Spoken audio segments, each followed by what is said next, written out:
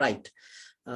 අයිබෝන් ළමයි හැමෝටම අපි අද දවසේ එතකොට සම්බන්ධ වෙන්නේ ඔයගොල්ලෝගේ මොකද්ද තොරතුරු හා සංනිවේදන තාක්ෂණ දැනුම එහෙම නැත්නම් සාමාන්‍ය තොරතුරු හා සංනිවේදන තාක්ෂණ දැනුම කතා කරන ක්ලාස් එකේ පස්වෙනි දවසේ විදිහට මම පේපර් එක කලින් නෙවුවා මට ගිය සතිය අතරම කරන්න මේ ක්ලාස් එක මේ පොඩි මිස්ටේක් එකක් වෙලා මට කරන්න බැරි වුණා පොඩි ටයිම් ක්ලෑෂ් එකක් වුණා හොඳේ රයිට් කමක් නැහැ අපි අද දවසේ එතකොට ආරම්භ කරනවා මම හිතන පේපර් එක කලින් ඔයගොල්ලන්ට දීලා තියෙන්න ඇති අපි බලමු මේ පේපර් එකට අදාළව මොන වගේ ගැටලුද ඇවිල්ලා තියෙන්නේ ඒ වගේම තමයි ඔයගොල්ලන්ට මොන වගේ එකක්ද අපිට මේ පේපර් එකෙන් දැනුම ග්‍රහණය කරගන්න අපි උත්සාහ කරන්නේ කියලා. එතකොට මේකේ මම හිතන්නේ මේ වෙනකොට අපි පේපර්ස් 5ක් ඒ කියන්නේ ප්‍රශ්න 40 පේපර්ස් 4ක් ඒ වගේම ප්‍රශ්න 51 එකක් කතා කරා. ඒ කියන්නේ ඔයගොල්ලන්ට ආසන්න වශයෙන් ප්‍රශ්න එතකොට කතා කරලා තියෙන්න ඕනේ 40වම ප්‍රශ්න අපි ගත්තොත් එහෙනම් 40වම පහක් කතා කරත් ප්‍රශ්න 200ක් ආවරණය වෙලා තියෙනවා. ඒ කියන්නේ මේකේ මේ අහන්න පුළුවන් කොටස් වලින් අපි ගොඩාක් දේවල් අහනවා. අර ප්‍රායෝගික දැනුමේ මොකක් හරි එකක් ඇහුවොත් තමයි. නේද? ඒ කියන්නේ ප්‍රායෝගිකව ගැටලුවක් ඇහුවොත් මිසක් එහෙම නැතුව අපිට තියරි පැත්තෙන් අහන්න පුළුවන්. පරිගණකයේ සම්බන්ධයෙන් හෝ එහෙම නැත්නම් මේකේ ක්‍රියාකාරීත්වයේ සම්පද්ධතිය සම්බන්ධයෙන් හෝ ඊට පස්සේ ජාල සම්බන්ධයෙන් හෝ ඒ වගේ දෙයක් සම්බන්ධයෙන් අපේ මොන ගැටලුවක් ඇහුවත් අපිට පැහැදිලිවම පිළිතුරු සපයන්න පුළුවන්. මොකද අපි දැන් දන්නවා මේකට මුහුණ දෙන ක්‍රමවේදය නැත්නම් මේකෙන් අහන්න පුළුවන් මොන වගේ ගැටලුද කියන එක සම්බන්ධයෙන් අපිට සාමාන්‍ය දැනීමක් අවබෝධයක් තියෙන නිසා. හරි. අපි බලමු එහෙනම් ගිහිල්ලා පේපර් එකට වැඩි කතාවක් නැතුව මොන වගේ එකක්ද අපිට අද ඇවිල්ලා තියෙන්නේ කියලා. මේ තියෙන්නේ පේපර් එක study pack 5 කියලා මම ඔයගොල්ලන්ට දීලා ඇත්තේ. මේකට අදාළව අපි අද දවසේ නම් කතා කරන්න ආරම්භ කරමු. අර කලින් උපදෙස් ටිකම තමයි තියෙන්නේ මේක පැය දෙකකට අදාළව හදලා තියෙන්නේ. එතකොට ඒ වගේම තමයි ඔයගොල්ලෝ කරලා ඇති කියලා හිතනවා. කරපු අය හොඳයි. කරලා තියෙන අය Tamanට හරි නම් එක හරි දාගන්න ඕනේ. right. මම පෑන ගන්නකම් හරි. right. පළවෙනි ප්‍රශ්නේ බලන්න ආදාන හා ප්‍රතිදාන යන දෙකම සිදු කළ හැකි උපාංග කිහිපයක නම් පවසන මෙන් ගුරුතුමා ඉදිරිපත් කළ ප්‍රකාශයට ප්‍රදීප් ලබා දුන් පිළිතුරු පහත පරිදි වේ. මෙන්න ආදාන ප්‍රතිදාන උපාංග මොනවද කියලා ගුරුවරයෙක් අහුවට පස්සේ ළමයෙක් දුන්න උත්තර සෙට් එකක් තියෙනවා. උත්තර 4ක් එයා දීලා තිනවා. දැන් මේක දැක්කම ඔයගොල්ලන්ට හිතා ගන්න පුළුවන් ඒ ළමයා දුන්න උත්තරේ හරිද වැරදිද කියලා නේද? අපෙන් අහන්නේ එයා දුන්න උත්තරේ නිවැරදි දේවල් කීපයයි තිබිලා තියෙනවා. කොහොම නිවැරදි නැතිලු. එහෙනම් අන්නේ උපකරණ ටික මොනවාද කියලා අහන්නේ. ස්පර්ශක පෑඩය කියලා තියෙනවා. ඒ කියන්නේ ටච් පෑඩ් එක අර ලැප් එකේ එහෙම තියෙන අර මවුස් එක වගේ වැඩ කරන ඩිවයිස් එක මේ ඩිජිටල් කැමරාව කියන්නේ අපි දන්නවා මේ දැන් මම මේ ක්ලාස් එක කරන්න පාවිච්චි කරනවා ලැප් වල අර ඩිෆෝල්ට් එනවා ඊට පස්සේ ඔයගොල්ලන්ට පිටින් කඩින් ගෙල්ලා හයි කරගන්න පුළුවන් නේද? අන්නේ ඩිවයිස් එක එහෙම නැත්නම් මේ කැම් එකම තමයි මේක පිටින් අපි භෞතිකව හයි කරන එකක් ඩිජිටල් කැමරාව ඕනනම් එහෙම කරන්න පුළුවන්. සෝරි වෙබ් කැමරාවනේ. ඩිජිටල් කැමරාව කියලා කියන්නේ අපිට පින්තූරයක් ගන්න පුළුවන් විදිහට එහෙම නැත්නම් මොකක් හරි අවස්ථාවක නිශ්චල රූපයක් අපිට පරිගණකය ඇතුළට ඇතුළු කරගන්න පුළුවන් ඩිවයිස් එක. හොඳේ. වෙබ් කැමරාව තමයි මම ඉස්සෙල්ලා විස්තර කරපු එක. මේ පරිගණකයේ එක්ක සම්බන්ධ කරලා මේනවා ඩිෆෝල්ට් විදියට. එහෙම නැත්නම් අපිට පිටින් අර හයි කරගන්න පුළුවන් ඩිවයිස් එකක් විදියට පාවිච්චි කරන්න පුළුවන්. රයිට්. කොහොම හරි කමක් නැහැ. මෙතන මේ දීලා තියෙන ඒ වගේ දැන් අපින් අහන්නේ එතකොට ස්පර්ශක සංවේදී තිරය කියන ටච් ස්ක්‍රීන් එක කියන එක. මෙතනින් අහන්නේ ආදානයයි ප්‍රතිදානයයි දෙකම කරන්න පුළුවන් ඒවලු. ඇත්තටම මේකෙන් පුළුවන් නේද? සංවේදී තිරය කියන එකෙන්. එහෙම නැත්නම් මේ ටච් ස්ක්‍රීන් එකකින් අපි දන්නවා පුළුවන්. ඒ කියන්නේ මේකෙන් අපිට පුළුවන් මේ මොනවාද මේ ආදානයක් කරන්නත් පුළුවන් ප්‍රතිදානයක් නිර්මාණය කරන්න. නැත්නම් ප්‍රතිදානයක් අපිට බලා ගන්නත් පුළුවන් උපකරණයක් මේක. ඒ වගේම තමයි ඩිජිටල් කැමරාව ගත්තොත් එහෙම ඩිජිටල් කැමරාව සාමාන්‍ය ඔයගොල්ලෝ දන්නවා අර කැම් එක විතරක් නෙමෙයි මේකේ ස්ක්‍රීන් එකකුත් තියෙනවා නේද? අර ෆිල්ම් රෝල් දාන ඇනලොග් වර්ගයේ කැමරාවක නම් ওই දේවල් නැහැ. ඒකේ හැබැයි මේ ඩිජිටල් කැම් එකේ අපිට ස්ක්‍රීන් එකක් තියෙනවා. සාමාන්‍ය ඩිජිටල් ස්ක්‍රීන් එකක පෙන්නනවා අර දර්ශනය කරනවා තියෙන රූප. දැන් උදාහරණයක් මේ ෆෝන් එකේ කැම් එක ගත්තොත් එහෙම. මොබයිල් ෆෝන් එකේ කැමරාව ගත්තොත් එහෙම ඇවිල්ලා මේක ඩිජිටල් කැමරාවක් නේද? ඒ කියන්නේ මේකේ ඩිස්ප්ලේ එකකින් අපිට පේනවා මොනවාද මේ තියෙන දේවල් ටික මොනවද කියලා අපිට මේ ඩිස්ප්ලේ කරනවා. ඒ කියන්නේ මේකේ එතකොට ඉන්පුට් කරගන්න පුළුවන් පින්තූරය ඒ වගේම තමයි අපිට අවුට්පුට් කරගන්න පුළුවන් මේකේ ඒ පෙන්නන එක. එහෙම නැත්නම් මේ ස්ක්‍රීන් එකේ මේ ඩිස්ප්ලේ කරන දේවල් ටික අපිට අවුට්පුට් කරගන්න පුළුවන්. එහෙනම් මේ වගේ එකක් අපි ගන්නවා දෙකම. නැත්නම් මේ අවස්ථා දෙකම තියෙන ඩිවයිස් එකක් විදිහට ටච් පෑඩ් එකේ එතකොට නෑ. ඊට පස්සේ කියන්නේ ටච් පෑඩ් එක කියන එකකින් ආදානයක් විතරයි දෙන්න පුළුවන්. නේ වෙබ් කැමරාව කියන එක පින්තූරයක් ආදානය විතරමයි කරන්න පුළුවන් නේ. right එහෙනම් මේකේ ආන්සර් එක වෙන්නේ B සහ C තියෙන මෙන්න මේ 3 කියන ආන්සර් එක. හොඳයි 3 ආන්සර් එක තමයි හරි නිවැරදිම පිළිතුර වෙන්නේ. ඊළඟට අපි යමු දෙවෙනි ප්‍රශ්නෙට. පහත් සඳහන් දෑ අතුරින් තොරතුරු සමග සංසන්දනය කිරීමේදී දත්ත ලෙස වර්ගීකරණය කළ හැකි කුමක්ද කියලා අහනවා. ළමයි තොරතුරු කියලා කියන්නේ මේ දත්ත කියන ඒවා සකස් කරගත්තට පස්සේ. ඒ කියන්නේ දත්ත කියලා කියන්නේ තනි තනි විදිහට ගත්තට පස්සේ ඉලක්කම් 1 2 3 4 5 6 7 8 23 35 ඔහොම ඉලක්කම් කියලා කියන්නේ අපි දත්ත. ඒ වගේම තමයි අයන්න අල්මයන්න මායන්න A අකුර B අකුර C අකුර D අකුර X Y ඔය හැම එකක්ම ගත්තොත් එහෙම ඇවිල්ලා මොනවාද? දත්ත.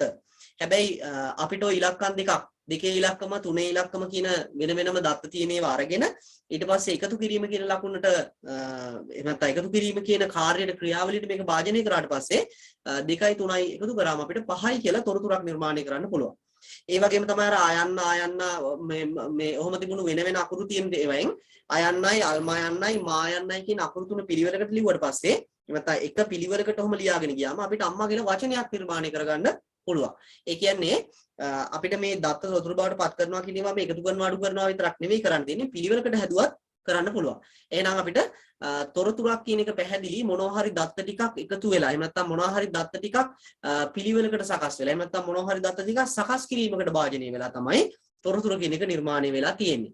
ඒ වගේම දත්ත විදිහට ගන්න දේවල් වල තනි තනි විදිහට තනි තනි ඉලක්කමක් විදිහට තනි තනි අකුරක් විදිහට තනි තනි මොකක් හරි සංකේතයක් විදිහට ගත්තම ඒකේ වටිනාකමක් හෝ අර්ථයක් හෝ තේරුමක් හෝ නැහැ කියලා කියනවා.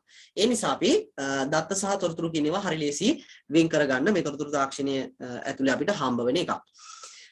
බලන්න එහෙනම් මේකේ පුජ්‍යලේඛුවේ ජාතික හැඳුනුම්පත් අංකයක පළමු අංක 2 හරිද උසස් පෙළ නව සහ පැරණි විෂය ධාරාවලින් පෙනී සිටි සිසුන්ගේ ප්‍රතිශතය දක්වන විට ප්‍රතිශතය දක්වන වට ප්‍රස්ථාරය ඊට පස්සේ ගෘහස්ත ගෑස් සිලින්ඩරයක වත්මන් මිල ඊට පස්සේ මලල ක්‍රීඩිකාවක මීටර් 100 ශ්‍රී ලංකා වාර්තාව දැන් මේවෙන් අපෙන් අහන්නේ පහත් සඳහන් දෑ අතුරින් තොරතුරු සමග සංසන්දනය කිරීමේදී දත්ත ලෙස වර්ගීකරණය කළ හැකි දෑ මොනවාද කියලා බලන්නකෝ පළවෙනි එක ජාතික හැඳුනුම්පත් අංකයේ පළමු අංක 2.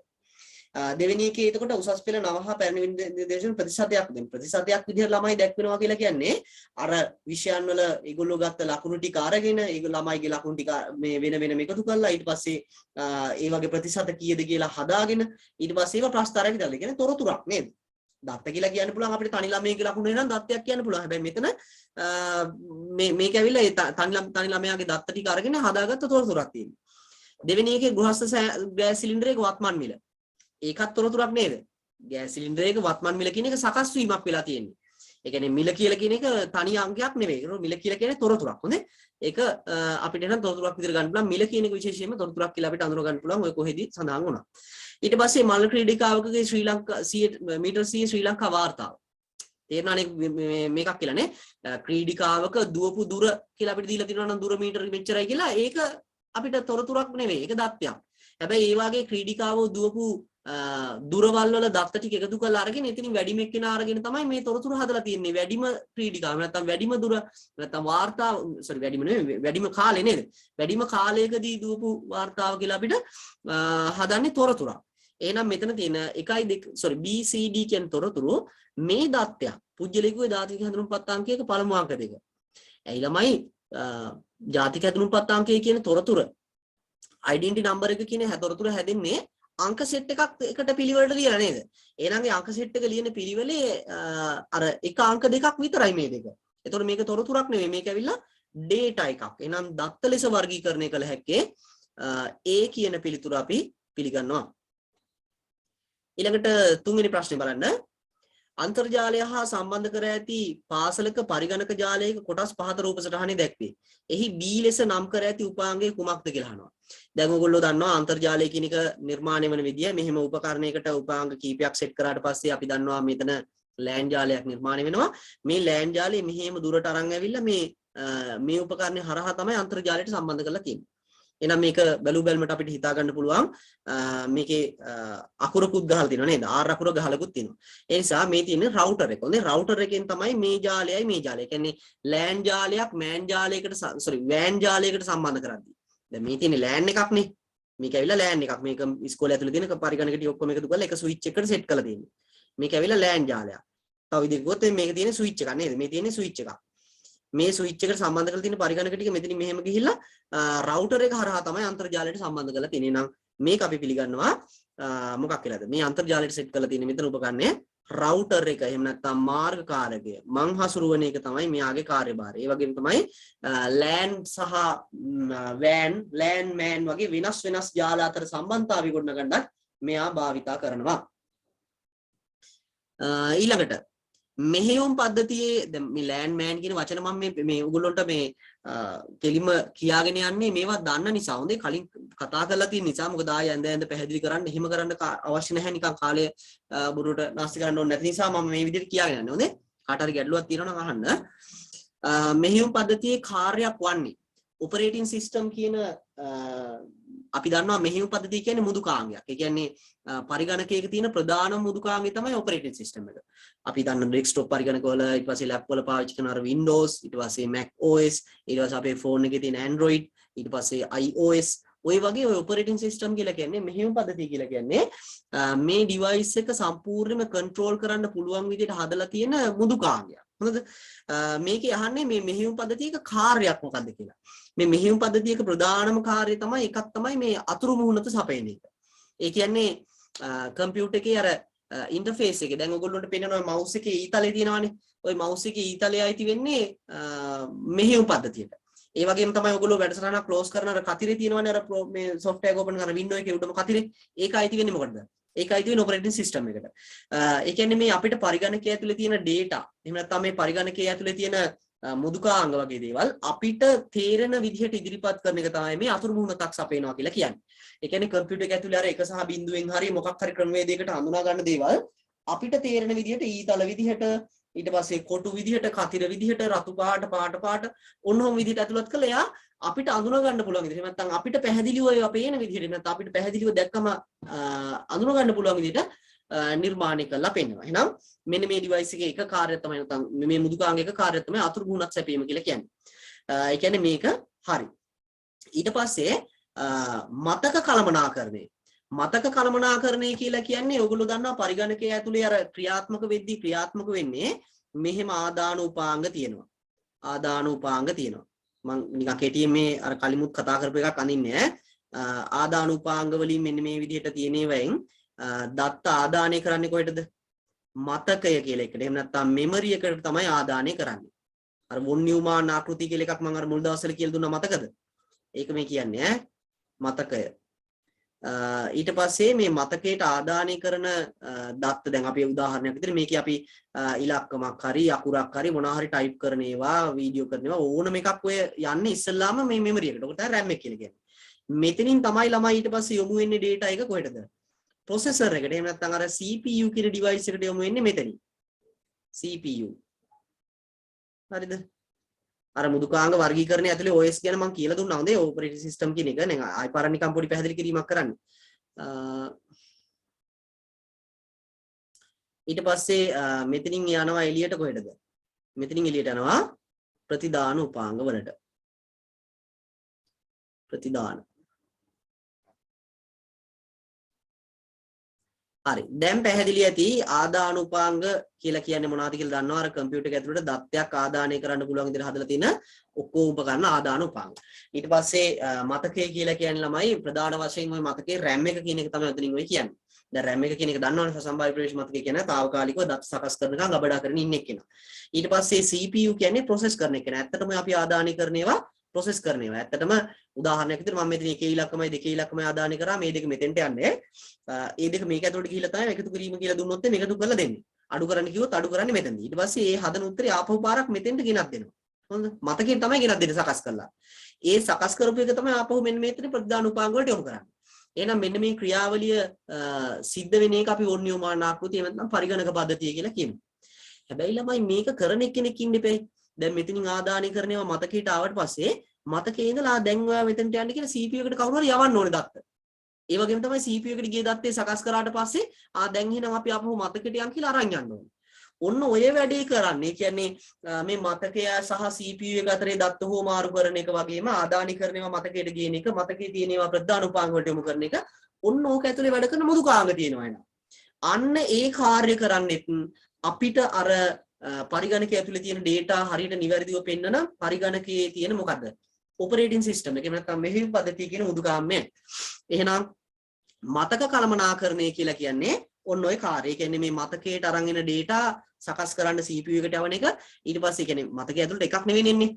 වැඩසටහන් ගොඩක් එනවා. අපි එක වෙලාවක සින්දුවක් අහගෙන ඉන්ටර්නෙට් යන ගමන් මොනවා හරි හිතන්නකෝ මේ සින්දුවක් අහන ගමන් ඉන්ටර්නෙට් යන ගමන් තව මොකක් හරි Photoshop වල මොකක් හරි වැඩකුත් කරනවා. දැන් ওই වැඩ තුනක් තියෙනවානේ. ওই වැඩ තුනම මතකය ඇතුළට ඇවිල්ලා තියෙන්නේ. එතකොට වැඩ තුනම එකපාර වෙනවා වගේ මිනිස්සුන්ට දැනෙන්නත් ඕනේ. ඒ නිසා ওই වැඩ ටික අපිට නොදැනෙන, ඒ කියන්නේ පරිශීලකයාට නොදැනෙන වේගයකින් CPU එකට යවලා සකස් කරලා ආපහු අරගෙන ඇවිල්ලා ඊට පස්සේ ඊළඟ වැඩසටහන අරන් ගිහිල්ලා ආයෙ සකස් කරලා ඊළඟ වැඩසටහන ආයෙ අරන් ගිහිල්ලා කොහොම තනි ප්‍රෝග්‍රෑම් එක වැගින් ඔහොම CPU එකට අරන් ගිහිල්ලා හදලා ගෙනත් දානවා.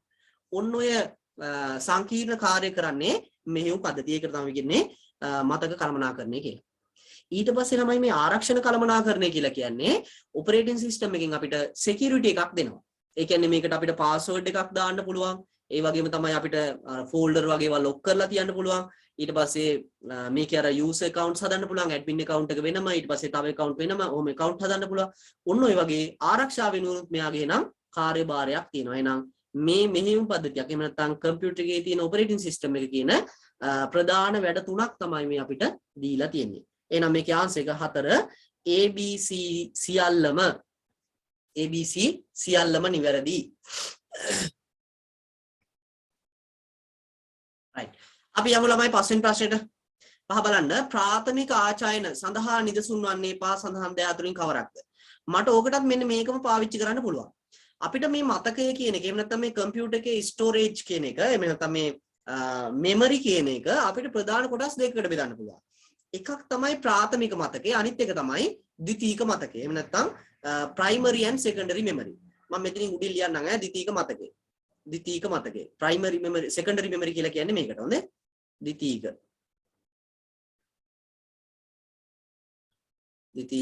මතකය. හරි. අපිට මේ මතකයන් මෙන්න මේ විදිහට primary සහ secondary කියලා බෙදන්නේ දෙකට.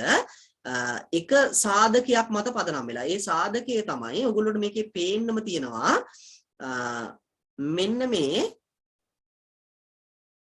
හරි. right. මෙන්න මෙතන මේ CPU කියන එක නා තියෙනවනේ processor එක කියන එක. ඔය processor එකට ඍජුවම access කරන්න පුළුවන් මතකයන් වලට තමයි අපි ප්‍රාථමික මතක කියලා කියන්නේ. primary memory කියලා කියන්නේ. නැතුව අර data නැති වෙන ඒවා එහෙම නෙවෙයි ඈ. දැන් මම తాවකාලිකව දත්ත තියෙන ඒවට කියන්නේ අපි නශ්‍ය සහ නශ්‍ය නොවන මතක කියලා. ඒ කියන්නේ දත්ත දැම්මට පස්සේ මේ කරන්ට් එක ගියාට පස්සේ විනාශ වෙන ඒවට කියනවා නශ්‍ය මතක. කරන්ට් එක ගියාට පස්සේ විනාශ වෙන්නේ නැති මතක එක වලට කියනවා නශ්‍ය නොවන කියලා. මෙතන හැබැයි මේ ප්‍රාථමික සහ ද්විතීක කියලා කියන්නේ ඍජුවම CPU කියන කෙනාට access කරන්න පුළුවන් memory තියෙනවනේ. අන්න ඒවට අපි කියනවා primary memory කියලා. ඊට පස්සේ ද්විතීක මතක කියලා කියන්නේ එහෙම නැත්නම් මේ secondary memory කියලා කියන්නේ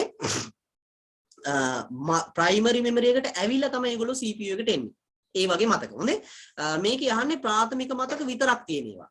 ප්‍රාථමික මතක වලට උදාහරණ තමයි එකක් තමයි දැන් කෙලින්ම මෙතන මම ඉස්සෙල්ලත් අර කිව්ව RAM එක. හොඳේ.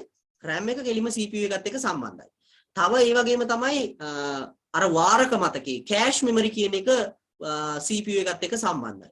ඊට පස්සේ තුන්වෙනි එක තමයි මොකද්ද මේ register කියලා මතක જાතියක් තියෙනවා. register කියන මතක කෙලින්ම සම්බන්ධයි CPU එකත් එක්ක. ඒ වගේම තමයි ওই මතක තුනම අපිට නශ්‍ය මතක විදිහට ගන්න පුළුවන්. ඒ වගේම නශ්‍ය නොවන ප්‍රාථමික මතකයක් වන එකම එක මතක වර්ගයක් තියෙනවා. මොකද්ද? ඒ තමයි ROM එක. එහෙම නැත්නම් read only memory කියන එක.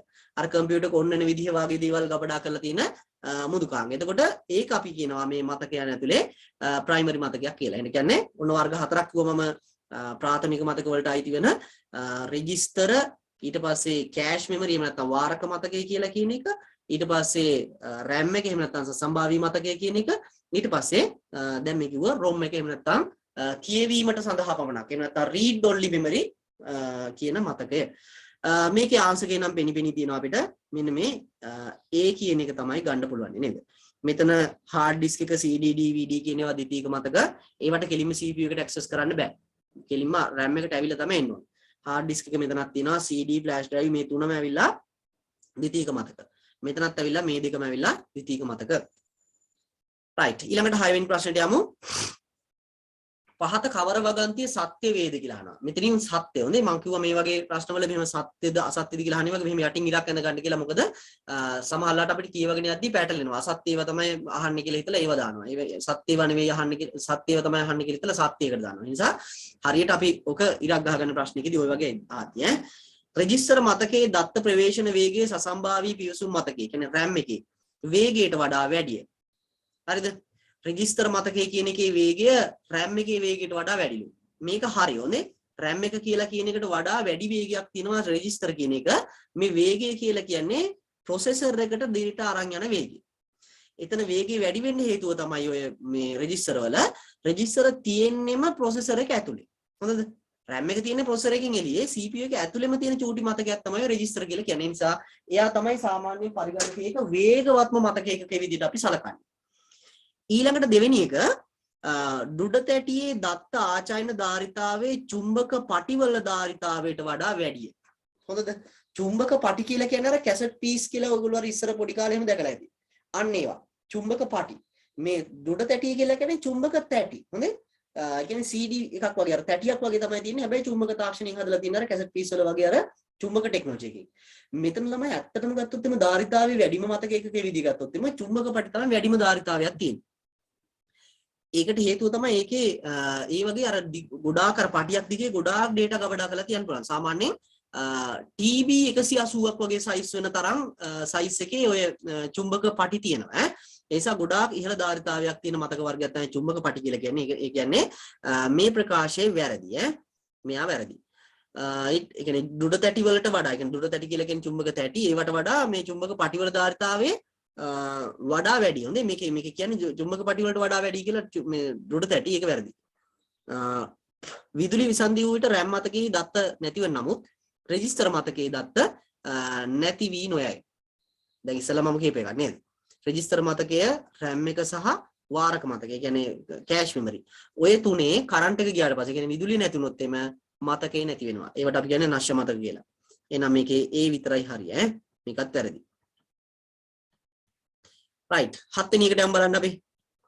අපිට දීලා තියෙනවා address එකක් නේද? web address එකක් දීලා තියෙනවා http://www.nie.lk pages syllabus.asp කියලා යන ඒකාකාර සම්පත් නිශ්චායකයෙහි.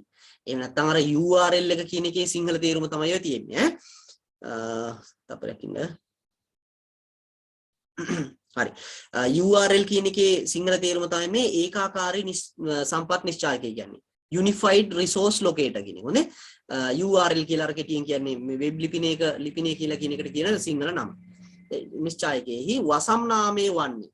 ඒ කියන්නේ මම වෙබ් ලිපිනයක කොටස් ටික ඔයගොල්ලන්ට කතා කරා මතක ඇති. මේකේ HTTP කියන්නේ නියමාවලිය නේද?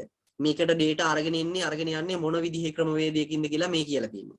ඒ වගේම www. කියලා කියන්නේ world wide web. එහෙම නැත්නම් ලෝකයේ ඉන්න ඕනම තැනක ඉඳලා පොදුවේ පිවිසෙන්න පුළුවන් වෙබ් අඩවි වලට තමයි අපි මේ www. කියලා කියන්නේ. ඊට පස්සේ තියෙනවා මෙතන මේ මොකද්ද මේ pages syllabus කියලා කියන්නේ මේ තියෙන්නේ sorry .lk ni කියලා කියන්නේ මෙතන මේ ඒකේ වසම් නාමය. එහෙම නැත්නම් මේ නාමයෙන් domain name එකෙන් තමයි මේක register කරලා තියෙන්නේ. එතකොට මේ domain name එක register කරපු company එක තමයි මෙතන මේ .lk කියලා කියන්නේ. ඊට පස්සේ pages syllabus.asp කියලා කියන්නේ ඒ වෙබ් එක ඇතුලේ තියෙන pages කියන folder එකේ තියෙන syllabus කියන file එක syllabus.asp කියන file එක තමයි මේ link කරලා තියෙන්නේ. නැත්නම් link එක දීලා තියෙන්නේ. එහෙනම් මේකේ වසම් නාමය වෙන්නේ මොකද්ද? වසම් නාමය වෙන්නේ nie.lk කියන එක. මෙන්න මේ කෑල්ල. මේකේ වසම් නාමයේ මේ කෑල්ලට ඉහළ වසම් නාමය කියලා කියනවා. lk කියන එකට. කොහොම හරි වසම් නාමය කියලා පොදුවේ කියන්නේ ওই සම්පූර්ණ කෑල්ලට. NIE කියන එකට තමයි තනියෙන් වසම් නාමය කියන්නේ. .lk කියන එකට අපි ඉහළ වසම් නාමය කියලා කියනවා. top level domain එක කියලා කියනවා.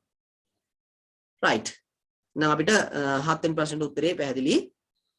ඊළඟට 8. ආයතනික සේවකයන්ගේ වැටුප් සැකසීම සඳහා වඩාත් සුදුසු යෙදුම් මුදුකාංගයක් වන්නේ. ආයතනික සේවකයන්ගේ වැටුප් නිර්මාණය කරන්නේ නැත්නම් වැටුප් සකස් කරනවා කියලා කියන්නේ මේ ඒගොල්ලෝ අර වැටුප් ඒවා කරන්නේ නේද? වඩාත්ම සැකසීම මුදුකාංගය වන්නේ ගණිතෙත් එක්ක අපිට එහෙම නැත්නම් මේ අපිට මේ mathematical operations කරන්න පුළුවන් මුදුකාංගයක් වෙන්න ඕනේ. mathematical operations කරන්න පුළුවන් විදිහට පරිගණකය ඇතුලේ හදලා තියෙන අර කොට රූල් පොත වගේ මුදුකාංගය තමයි මොකද්ද? මෙන්න මේ පැතුරුම්පත් කියන මුදුකාංගය. එහෙනම් මේකට එන්න ඕනේ අපි A පමණි. මේක ලිපි ලේඛන හදන්න වදන් සැකසුම් කියන එක මේක මොනවා හරි ඉදිරිපත් කිරීම. ඒ කියන්නේ ප්‍රසන්ටේෂන් හදන්න තමයි මේ B කියන එක ගැලපෙන්නේ. ඒ නිසා මේ දෙකම නෙමෙයි. A කියන එක තමයි එන්න ඕනේ. විද්‍යුත් පැතුරුම්පත්. එහෙම නැත්නම් කොටරූල් පොතක් වගේ පරිගණකය ඇතුලේ භාවිතා කරන්න හදලා තියෙන මුදුකාංගය. ඊළඟට අපි 9 ප්‍රශ්නෙට ගිහිල්ලා බලමු. පරිගණකයේ පරිහරණය කිරීමේදී නිවැරදි ඉරියව් පවත්වා ගැනීම තුළින් සෞඛ්‍ය ගැටලු වළක්වා ගත හැකි වන අතර නිවැරදි ඉරියව්වක්. එහෙම නැත්නම් ඉරියව් වන්නේ මොකද ඔයගොල්ලෝ දැන් කම්පියුටර් එකත් එක්ක වැඩ කරන්න ඕනේ ඔය රැකියාවලට ගියාට පස්සේ අනිවාර්යයෙන්ම ඒ නිසා මේක වැදගත් වෙනවා මේ පරිගණකයේ සම්බන්ධයෙන් ඉගෙන ගන්න හේතුව ඕවා තමයි. ඒ කියන්නේ පරිගණකයේ භාවිතා කරනවා විතරක් නෙවෙයි මේක නිවැරදිව භාවිතා කරන්නත් අපි ඉගෙන ගන්න ඕනේ. එකක් බලන්න ඇසට වෙහෙසකාරී නොවනසේ පරිගණක තිරයේ ආලෝකයේ සකස් කිරීම. ඒක නිවැරදි ඉරියව්වද නැද්ද? ඒක හොඳයි නේද?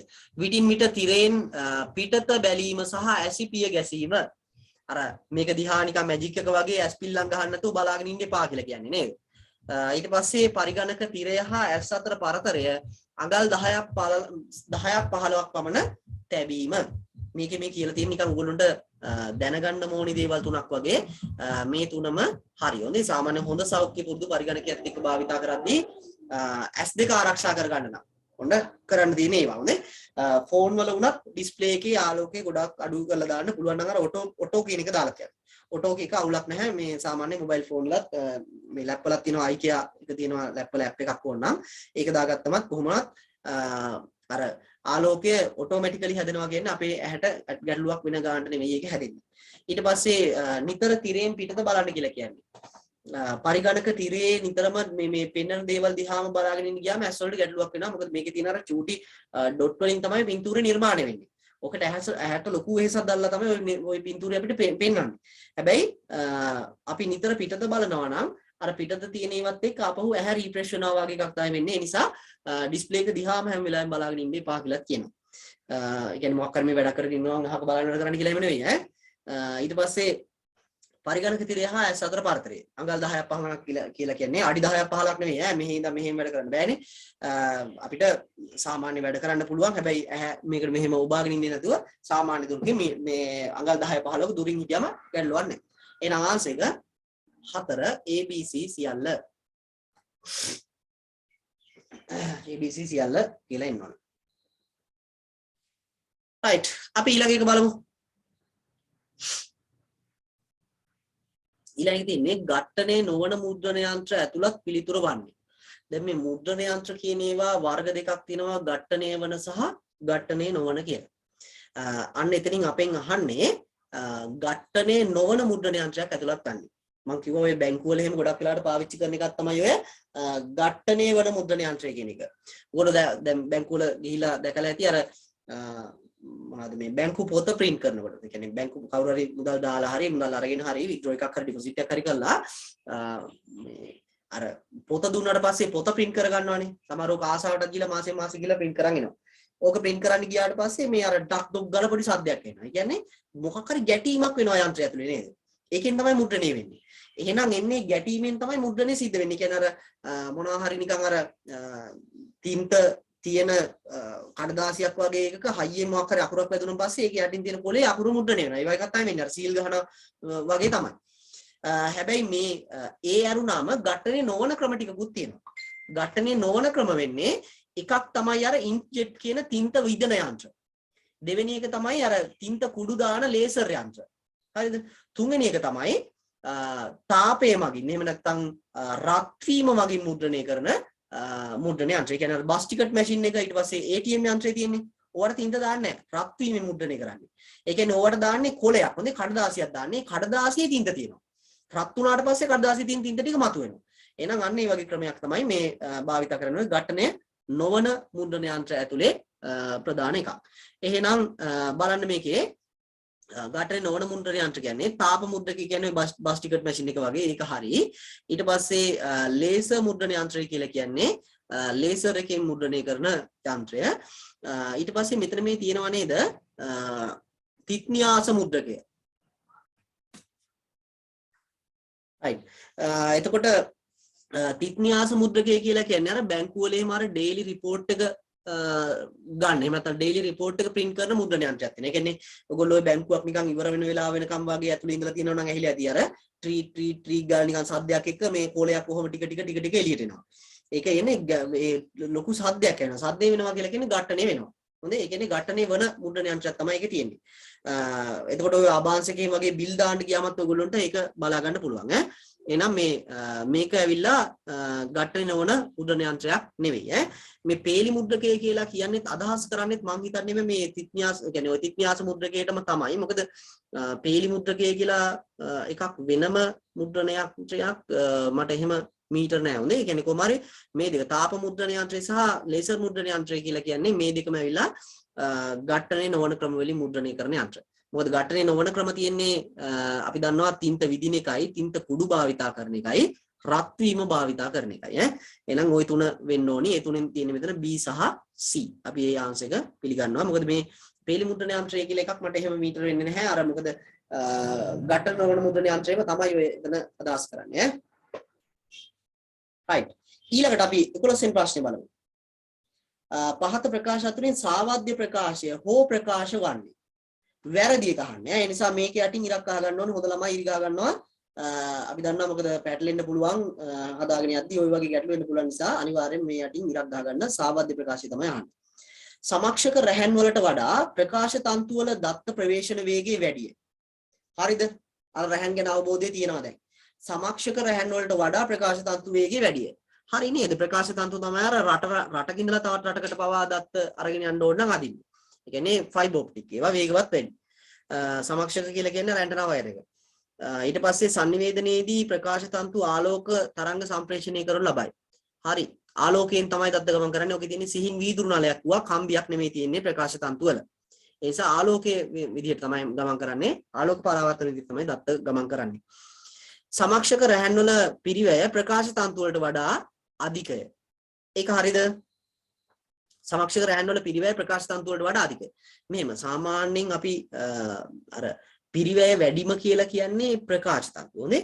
ප්‍රකාශ තන්තු වල පිරිවැය තමයි වැඩිම කියලා කියන්නේ. හැබැයි සමක්ෂර රැහැන් වල පිරිවැය ගත්තොත් සමක්ෂක රැහැන් ගොඩාක් දුරට අදින්නේ නැහැනේ.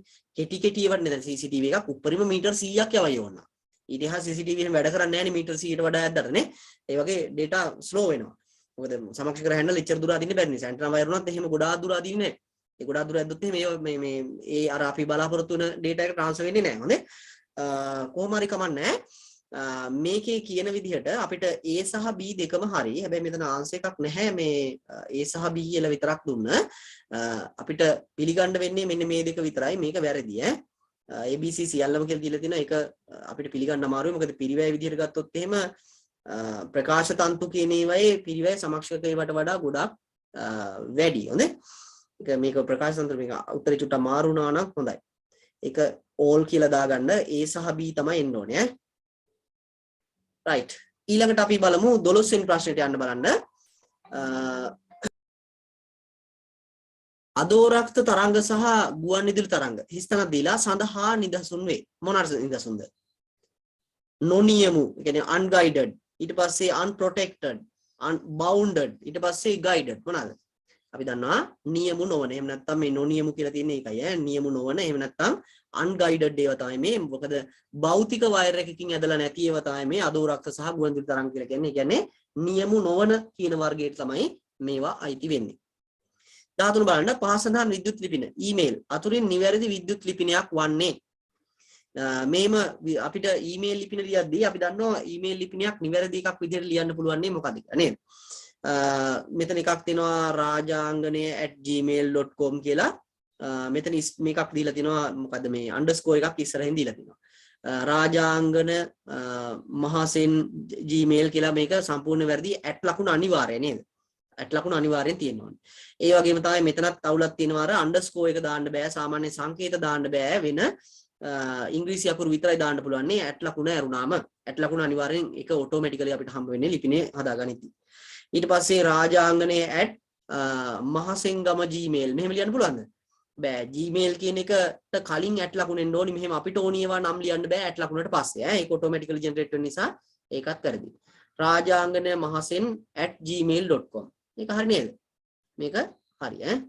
4 තමයි ආන්සර් එක එන්න ඕනේ. ඊමේල් එක නිවැරදි ආකාරය අපි අඳුන ගන්න දන්නවා දැන්. මේවා දීලා තියෙන්නේ නැහැ. ඊමේල් ලිපින මම දීලා තිනවා හදන විදියයි. ඒ ඔය සෙට් එකම අපි කරලා තියෙනවා. සම්බන්ධිත දත්ත වගු අතර සම්බන්ධතා ගොඩනැගීම සඳහා යතුරක් භාවිතා කරනු ලබයි. ඒ කියන්නේ මේ ඩේටාබේස් හදද්දී හොඳේ මේක ටුට්ටක් ඇඩ්වාන්ස් ප්‍රශ්නයක්. ඒ කියන්නේ මේක ඔයගොල්ලන්ට එන්නත් පුළුවන් නොවෙන්නත් පුළුවන් මේ වගේ ප්‍රශ්න. ඩේටාබේස් එකක් කියලා කියන්නේ වගු වලින් සමන්විත වෙච්ච වගු එකතුවක්. හොඳද? ඩේටාබේස් එකක් හදන්න අපි වගු විදිහට. දැන් ওই වගු වල එක වගුවක ඉඳලා තවත් වගුවකට සම්බන්ධතා තියෙනවා. උදාහරණයක් විදිහට පාසලක ගුරුවරුන්ගේ නම් ලිස්ට් එක තියෙනවා. ඊට පස්සේ ශිෂ්‍යයින්ගේ නම් ලිස්ට් එක තියෙනවා. ඒ වශයෙන් පන්ති නම් ලිස්ට් එක තියෙනවා. කියන්නේ පන්ති ටික 11A 10B ඔහොම නම් ලිස්ට් එක තියෙනවා. දැන් අර ශිෂ්‍යෝ කියන කට්ටිය අර 10A 10B කියන තියෙන පන්ති නම් ලිස්ට් එක්ක සම්බන්ධ නැද්ද? සම්බන්ධයි. ඒ වගේම තමයි අර ගුරුවරු කියන කට්ටිය පන්ති බාර හරි එහෙම නැත්නම් ඒගොල්ලෝ උගන්වන විෂයක් එක්ක හරි සම්බන්ධ නැද්ද අර පන්ති එක්ක? සම්බන්ධයි. එහෙනම් ඔන්න වගු තුනක් තිබුණාට වෙන වෙනම ඩේටාබේස් එකේ ඒ වගු තුන අතරේ සම්බන්ධතාවයක් තියෙනවා. ශිෂ්‍යෝ කියන අයයි පන්තිය කියන වගුවයි සම්බන්ධයි. ගුරුවරු කියන අයයි පන්තිය කියන වගුවයි සම්බන්ධයි. ශිෂ්‍යයයි ගුරුවරුයි කෙලින්ම සම්බන්ධ නොවෙන්න පුළුවන්. ඒක ගැටලුවක් නැහැ. එහෙනම් ඔන්න ඔය වගේ වගු අතරේ සම්බන්ධතාවය ගොඩනගන්නේ ඔය හැම වගුවකම තියෙනවා යතුරක් කියලා එකක්. ඒකෙන් හොඳද? ඒ කියන්නේ සාමාන්‍යයෙන් අපි ඩේටාබේස් හදද්දී හැම ඩේටාබේස් එකකම තියෙන වගුවකම යතුරක් කියලා එකක් පාවිච්චි කරනවා. ඒකෙන් තමයි සම්බන්ධතාවය ගොඩනගන්නේ. අපෙන් අහන්නේ මෙන්න මේ සම්බන්ධතාවය ගොඩනගන යතුර මොකක්ද කියලා නේද? දත්ත අතර වගු සම්බන්ධතා ගොඩනැගීම සඳහා භාවිතා කරන ලබන යතුර. ඒ තමයි ආගන්තුක යතුර. හොඳේ. ෆොරින් කී කියලා කියන ඔය ඩේටාබේස් පාවිච්චි කරද්දී මෙන්න මේ වචන ඕනෙවල් ICT වල කතා කරලා තියෙන අය දන්නවා ඇති. අර ඇක්සස් හදද්දී ඕක කියලා ඇති ආගන්තුක යතුර කියලා එකක් පාවිච්චි කරනවා කියලා. ඒ වගේම මේ ප්‍රාථමික යතුර කියලා කියන්නේ හැම වගුවකම ප්‍රාථමික යතුරක් තියෙනවා වෙන වෙනම දත්ත පේලි අඳුර ගන්න. ඒකට තමයි ප්‍රාථමික යතුර කියලා කියන්නේ. ආගන්තුක යතුර කියලා කියන්නේ වගු අතරේ සම්බන්ධතාවය ගොඩනගන යතුර. එහෙම නැත්නම් සම්බන්ධතාවය ගොඩනගන දත්ත කොලම් එකට නම තමයි ඔය ආගන්තුක යතුර කියලා කියන්නේ. ඒක එච්චරම ඇඩ්වාන්ස් ඒ කියන්නේ මේක වැඩි ගන්න ඕන නැහැ. මේ වගේ එකක් ආවොත් කියලා හිතලා ආපු ප්‍රශ්නයක් තියෙන්නේ. ඔය ඩේටාබේස් සම්බන්ධයෙන් හිම ගොඩාක් දුරට ඔයගොල්ලෝගෙන් අහන එකක් නැහැ. හොඳේ. මේකත් බලන්න මේ ප්‍රශ්නය ඩේටාබේස් සම්බන්ධ තියෙන්නේ. දත්ත සමුදා මුදුකාංග සම්බන්ධයෙන් පහත් සඳහන් අතුරින් කවර ප්‍රකාශයක් සත්‍යවද එහෙම නැත්නම් ප්‍රකාශය සාවද්‍ය ප්‍රකාශයක්ද කියලා අහනවා. ඒ කියන්නේ වැරදි එක මොකද්ද කියලා තමයි අහන්නේ. හරිද? දත්ත සමුදා මුදුකාංග කියන්නේ ඩේටාබේස් හදනවා කියලා කියන ළමයි ඩේටා ගබඩා කරලා තියාගන්න පුළුවන් විදිහේ වගු හදලා ඒ වගු ඇතුලේ ඩේටා දාලා තියාගන්න එක.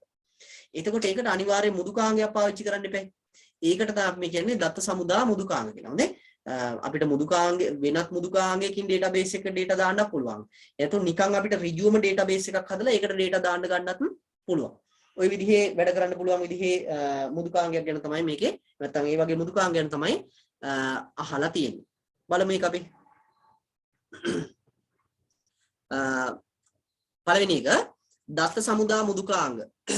දත්ත සමුදා මුදුකාංග වල දත්ත ආචායන ධාරිතා එකිනෙක වෙනස් අගයන් ගනි. හරිද? දත්ත සමුදා මුදුකාංග වල දත්ත ආචායන ධාරිතා එකිනෙක වෙනස් අගයන් ගනි. දෙවෙනි එක ඇක්සස් යනු විවෘත මුදුකාංගයකි. නැත්නම් ඕපන් සෝස් එකක් කියලා කියනවා. අපි දන්නවා මේ Microsoft සමාගමෙන් හදන මුදුකාංගයක් තමයි මේ ඇක්සස් කියලා කියන්නේ දත්ත ගබඩා කරන්න පුළුවන් විදියට. හොඳද? එතකොට ඒක Microsoft ලා හදපු අර Office package එක ඇතුලේ තියෙන්නේ. Office package එක කොයි වෙලාවකත් open source කියලා අපි කතා කරලා නැහැ නේද? වැරදිලාවත්. එහෙනම් ඒක එහෙම අයිති වෙන්න විදියක් නැහැ. ඒක වැරදි ඈ. ඊට පස්සේ දත්ත සමුදායක් යනු දත්තවල එකතුවකි. හරිද? database එකක් කියලා කියන්නේ data වල එකතුවක් කියලා කියනවා. හරි. data ගොඩාක් එකතු කරලා තමයි ඒක database එකක් හදලා තියෙන්නේ නේද? ඒ කියන්නේ වගු විදිහට එකතු කරලා තියෙන data ඒවා ඔක්කොම එකතු කරලා තමයි අපි එතකොට database එකක් හදලා තියෙන්නේ. එහෙනම් මේක ගත්තොත් එහෙම ළමයි අපිට වැරදි පිළිතුර අහන්නේ වැරදි එක වෙන්නේ මොකද්ද? B එක මෙන්න මෙයා වැරදි ඈ. ඒ කියන්නේ B පමණි. මේ දෙක හරියද? සාමාන්‍ය කැපැසිටි වෙනස් වෙනවා එක එක ඩේටාබේස් වල. හොඳ ඒ කියන්නේ දැන් සාමාන්‍ය අපි ඉගෙන ගන්න වගේ පාවිච්චි කරන්න ඔය MySQL Access වගේ databases. හැබැයි ඊට එහා ගිහිල්ලා අපි ඇත්තටම වැඩ කරනවා නම් අර Oracle වගේ database. ඒ කියන්නේ කම්පැනි වල එහෙම පාවිච්චි කරන Oracle වගේ database. ඔයාලා මතක ඇතිනේ අර ජනාධිපති පොරොන්දුවක් එහෙම වුණා නේද? Oracle database එකකින් අපි සම්පූර්ණ මේක හදනවා එහෙම කියලා. ඒ කියන්නේ Oracle database එකෙන් රටක data උනත් ගබඩා කරලා තියන්න පුළුවන් විදිහේ ලොකු capacity එකක් දරා ගන්න පුළුවන් විදිහේ database එකක්. ඒ කියන්නේ database කියලා කියන්නේ මේ මුදුකාංගයක්. මේ මුදුකාංගෙන් අපිට දත්ත ගබඩා කරලා තියන්න පුළුවන්. ඊට පස්සේ අපිට තව මුදුකාංග පාවිච්චි කරලා ඒ data ගන්න දාන්න ඕන දෙයක් කරන්න පුළුවන්. ඊළඟට බලන්න 16 වෙනි ප්‍රශ්නේ පරිගණකයේ දත්ත ගබඩා කරන උපාංග පිළිබඳ පහත ප්‍රකාශය සලකන්න කියලා කියනවා. ඒ කියන්නේ මේ ද්විතීක ආචායන ගැන තමයි මේ අහලා තියෙන්නේ. ද්විතීක ආචායන කියලා කියන ළමයි අර දත්ත ගබඩා කරලා තියෙන යුනිට් තමයි ඒවා. හැබැයි දිගු කාලීනව දත්ත ගබඩා කරලා තියෙන ඒවා. දෘඩ තැටියේ චුම්බක තාක්ෂණයේ භාවිතයෙන් නිර්මාණිත උපාංගයකි. මම ඔක කිව්වා ඉස්සෙල්ලත් චුම්බක පටි සහ චුම්බක තැටි කියලා වර්ග දෙකක් තියෙනවා. චුම්බක පටි කියලා කියන්නේ අර කැසට් පීස් වගේ ඒවා. චුම්බක තැටි කියලා කියන්නේ දෘඩ තැටිය වගේ නිර්මාණය. නැත්නම් දෘඩ තැටිය සහ ෆ්ලොපි ඩිස්ක් කියන වර්ග දෙකම ඇවිල්ලා හදලා තියෙන්නේ චුම්බක තැටි වලින්. ඊට පස්සේ B තියෙනවා ඝන තත්වයේ තාක්ෂණය. මේ කියන්නේ මේ solid state කියලා කියන්නේ ඝන තත්වය කියලා කියන්නේ ඔය පෙන් එක චිප් එක වගේ ඈ. පෙන් එක චිප් එක කියලා කියන අර සර්කිට් එකකින් නේද ඔකේ දත්ත ගබඩා කරලා තියාගන්න යුනිට් එක හදලා තියෙන්නේ. ඔයගොල්ලෝ ගාව පෙන් එකක් තියෙනවා නම් ගලවලා බලන්න ඔක ඇතුලේ පොඩි පරිපතයක් තියෙන්නේ. නැතුව දත්ත ගබඩා කරන්න වෙන මොනවාවත් චුම්බක තැටිවත් පටිවත් මොනවත් නැහැ. ඝන තත්වයේ තාක්ෂණයන් භාවිතයෙන් සකස් කළ උපාංග වර්තමානයේ ඉතා ජනප්‍රිය වී ඇත. හරි නේද? වැඩිපුර සාමාන්‍යයෙන් කට්ටිය පාවිච්චි කරන්නේ මේවා. ඝන තත්වයේ ඒවා තමයි පාවිච්චි කරන්නේ. ඊට පස්සේ සංයුක්ත තැටියක සංයුක්ත තැටි කියලා කියන්නේ CD හොඳේ compact disk කියන එක සංයුක්ත තැටි කියලා කියන්නේ දෘඩ තැටියකට වඩා දත්ත ගබඩා කළ හැකිය. වැරදි නේද? data එච්චර ගබඩා කරන්න පුළුවන් CD එක බෑ. CD එකක තියෙන සාමාන්‍ය ළමයි මෙගාබයිට් 900ක් විතර තමයි උපරිම ගබඩා කරන්න පුළුවන්. DVD එකක 8GB වගේ තමයි ගබඩා කරන්න පුළුවන්. Blu-ray DVD එකක GB 25ක් වගේ තමයි ගබඩා කරන්න පුළුවන්. එතකොට මෙතන මේ කියලා තියෙන CD එකක ඔච්චර දත්ත ගබඩා කරන්න බෑ. මේක වැරදි ඈ. එහෙනම් අපි මෙතන ආන්සර් එක විදි පිළිගන්නවා A සහ B සත්‍ය වන්නේ කුමක්ද කියලා අහන්නේ. ඒ කියන්නේ A සහ B පමණි. right. අපි යමු 17ට. වෛරස් ආසාදනයක ප්‍රතිඵලයක් ලෙස ඔබගේ ගෘහ පරිගණකයෙහි නොවීමට ඉඩ ඇත්තේ පහ සඳහන් කවරක්ද? නොවීමට. හොඳේ වීමට නෙවෙයි නොවීමට. වෛරස් එකක් ආසාදන වුණාට පස්සේ මෙතනින් එකක් වෙන්නේ නැති වෙන්න පුළුවන් කියලා කියනවා. ඒ කියන්නේ වෛරස් ආසාදන වුණාම වෙන දේවල් ටිකක් තියෙනවා. එතනින් වෙන්නේ නැති එකක් තමයි මේ අහන්නේ. පළවෙනි එක. පරිශීලක ක්‍රියා කරන පරිගණකය ප්‍රතිචාර නොදැක්වීම. හරිද? ඊට පස්සේ දෙක දෘඩාංග වලට නිත්‍ය හානි ඇතිවීම. ඒ කියන්නේ දෘඩ උපකරණ වලට හානි වෙනවලු. අන්තර්ජාල ප්‍රවේශයේ සෙමෙන්නේ කියන්නේ ස්ලෝ වෙනවලු ඉන්ටර්නෙට්. ඊට පස්සේ මුදුකාංග නිසි පරිදි ක්‍රියාත්මක නොවීම. මෙතනින් උත්තරේ වෙන්නේ ළමයි අපිට වෛරස් එකක් පරිගණකයට ආසාදනය වුණා කියන්නේ මේ මිනිස්සුන්ගේ ඇඟට වෛරස් එකක් ආසාදනය වුණාට පස්සේ මේ අපේ දෘඩාංග පණ නැතුව යනවන්නේ. අපිට අතපය හසුරවන්න බැරි වෙනවා, උණ හැදෙනවා. ඒවා වෙන්නේ අපිට වෛරස් ආසාදනය වුණාම. හැබැයි කම්පියුටර් එක වෛරස් එකක් ආසාදනය වුණාට පස්සේ ඕකේ මේ මොනිටර් එකේ මේ නිකන් අවුල් වෙනවද? එහෙම වෙන්න විදිහක් නැහැ. එහෙනම් දෘඩාංග වලට හානි වෙන්නේ නැහැ. සාමාන්‍යයෙන් වෛරස් වලින් හානි වෙන්නේ ඔපරේටින් සිස්ටම් එක ඇතුළු අනිකුත් මෘදුකාංග වලට තමයි හානි වෙන්නේ. එහෙනම් ආන්සර් එක 17ට දෙක හොඳේ. එහෙම පරිගණකේ එහෙම එකක් වෙන්නේ නැහැ වෛරස් ආසාදනය වුණා කියලා. ඒක දෘඩ විදිහට වෙන හානියක්. හොඳේ මොනවා හරි දෘඩාංග වල දෝෂයක් නිසා ඇති වෙනවා ඇත්තේ. ඊළඟට 18 අන්තර්ජාලයේ සේවාවන් නිරූපණය කරනු ලබන්නේ පාසදහන් කුමන සංයෝජනය දානවා. ඒ කියන්නේ ඉන්ටර්නෙට් කියන එක පාවිච්චි කරලා කරන්න පුළුවන් දේවල් විතරක් නියෝජනය වෙන්නේ මොකේද කියලා අහනවා. එකක් තියෙනවා විද්‍යුත් තැපෑල ලෝක විසිරවියමන HTTP. විද්‍යුත් තැපෑල වෙබ් අතිරික්ෂව ගොනු බෙදා ගැනීම. මෙතන වෙබ් අතිරික්ෂව කියන වැඩේ ඉන්ටර්නෙට් එකද? නෑ. මේක ඇවිල්ලා මේ මොනවාද මේ වෙබ් බ්‍රවුසර් එක කියන එක මුදුකාංගයක් පරිගණකයේ ඉන්ස්ටෝල් කරලා තින්නේ. එහෙනම් මේක වැරදි. ඊට පස්සේ විද්‍යුත් තැපෑල ලෝක විසිරවියමන ගොනු බෙදා ගැනීම. ඒ මොකද්ද? ගොනු බෙදා ගැනීම කියන්නේ මොකද්ද? ෆයිල් ෂෙයා කරනවා කියන එක. ෆයිල් ෂෙයාරින් කියන වැඩේ මොකද්ද මේ ෆයිල් ෂෙයාරින් කියන වැඩේ අපි ගත්තොත් එහෙම මේ අර අන්තර්ජාලයෙන්ම භාවිතා කරන්න ඕනේ නැහැ නේද? අන්තර්ජාලයෙන් භාවිතා කරන්න ඕනේ අපිට ෆයිල් ෂෙයා කරන්න. එහෙනම් ඒක වැරදි. මෙතන කියනවා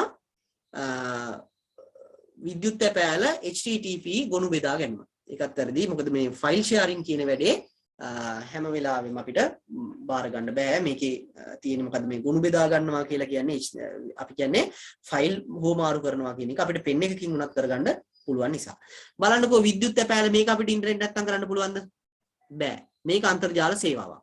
ඊට පස්සේ බලන්නකෝ ලෝක විසිරවීමන. ඒ ලෝක විසිරවීම කියන්නේ world wide web. ඒ කියන්නේ ලෝකයේ හැමෝටම පිවිසෙන්න පුළුවන් විදිහට හදලා තියෙන වෙබ්සයිට්. ඒ සේවාව තමයි ලෝක විසිරවීම කියන්නේ.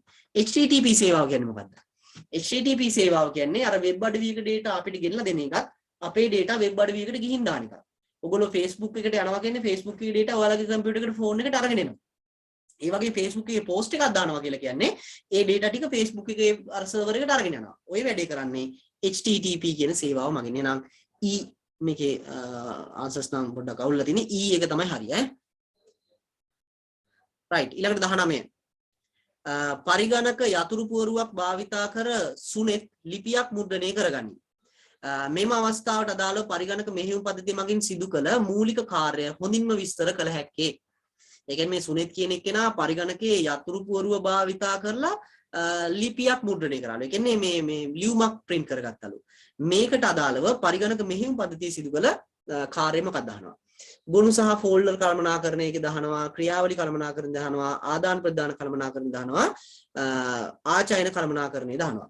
ඒ කියන්නේ මේකෙන් වෙන්නේ ළමයි print කරනවා කියලා කියන්නේ දෘඩ උපකරණ ටිකක් නේද? දෘඩාංග උපකරණ ටිකක් තමයි වැඩ කරලා තියෙන්නේ. එහෙනම් මේකට අදාළව කාර්යය තමයි ආදාන ප්‍රතිදාන පාලනය කිරීමක් කරලා තියෙන්නේ operating system එක. ආදානයක් හෝ ප්‍රතිදානයක් පාලනය කිරීම. දැන් මෙයා යතුරු පුවරුවෙන් දුන්න ආදානයක් පිළිගෙන ප්‍රතිදානයක් විදිහට මොකද කරලා තින්නේ? මුද්‍රණය කියන එක සිද්ධ කරලා. එහෙනම් මෙන්න මේක තමයි අපිට පිළිගන්න පුළුවන් ඈ. 19ට 3. ඊළඟට පහත දැක්වෙන වදන් සැකසුම් මුදුකාංගයක ඇති මෙවලම් කීපයක මේ අතුරින් හැඩසව් ගැන්වීම ඉවත් කිරීම clear formatting සඳහා භාවිතා කරන්නේ කුමක්ද කියලා අහනවා. ඔයගොල්ලන්ට මම මේක කලිමුත් කිව්වා වගේ මට මතකයි. වදන් සැකසුම් මුදුකාංගයේ අර ඔයගොල්ලෝ දැකලා ඇති අර home කියන ටැබ් එකේ. home කියන ටැබ් එකේ තමයි මෙන්න මේක දීලා තියෙන්නේ. මේකෙන් කියවෙන්නේ මේ අර දීපු මොන හරිම නැත්නම් මේ අපි දාලා තියෙන වෙනස් කිරීම ඔක්කොම එකපාර ඉවත් කරන්න පුළුවන්. ඒ කියන්නේ අකුරු size ද ඔය හැමදේම අපිට එකපාරම අයින් කරන්න පුළුවන්. අන්න එහෙම එකක් අපිට මේකේ තියෙනවා කියලා කියන්නේ වදන් සැකසුම් මුදුකාංගය ඇතුලේ. ඒ මොකද්ද කියලා අහනවා. මොකද්ද මෙතන දීලා තියෙන්නේ වෙයි?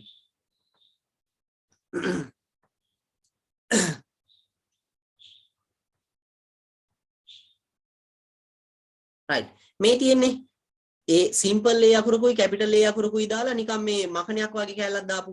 මෙන්න මේකෙන් තමයි අපිට සියලුම ෆෝමැට් ඉවත් කරලා මොකක් හරි වදන් සැකසුමේ අපි සකස් කරපු දෙයක් ඒ කියන්නේ මොකක් හරි ડોකියුමන්ට් එක අපි මොන හරි අර අකුරු සයිස් මාරු කරලා ඊට පස්සේ කලර්ස් දාලා ඒවා ඊට පස්සේ ෆොන්ට් මාරු කරලා තියෙන ඔක්කොම එකපාර ඉවත් කරන්න පුළුවන්. නිකන් නෝමල් පරිගණකයේ ඩිෆෝල්ට් එක පෙන්වන විදිහටම හදා ගන්න පුළුවන්.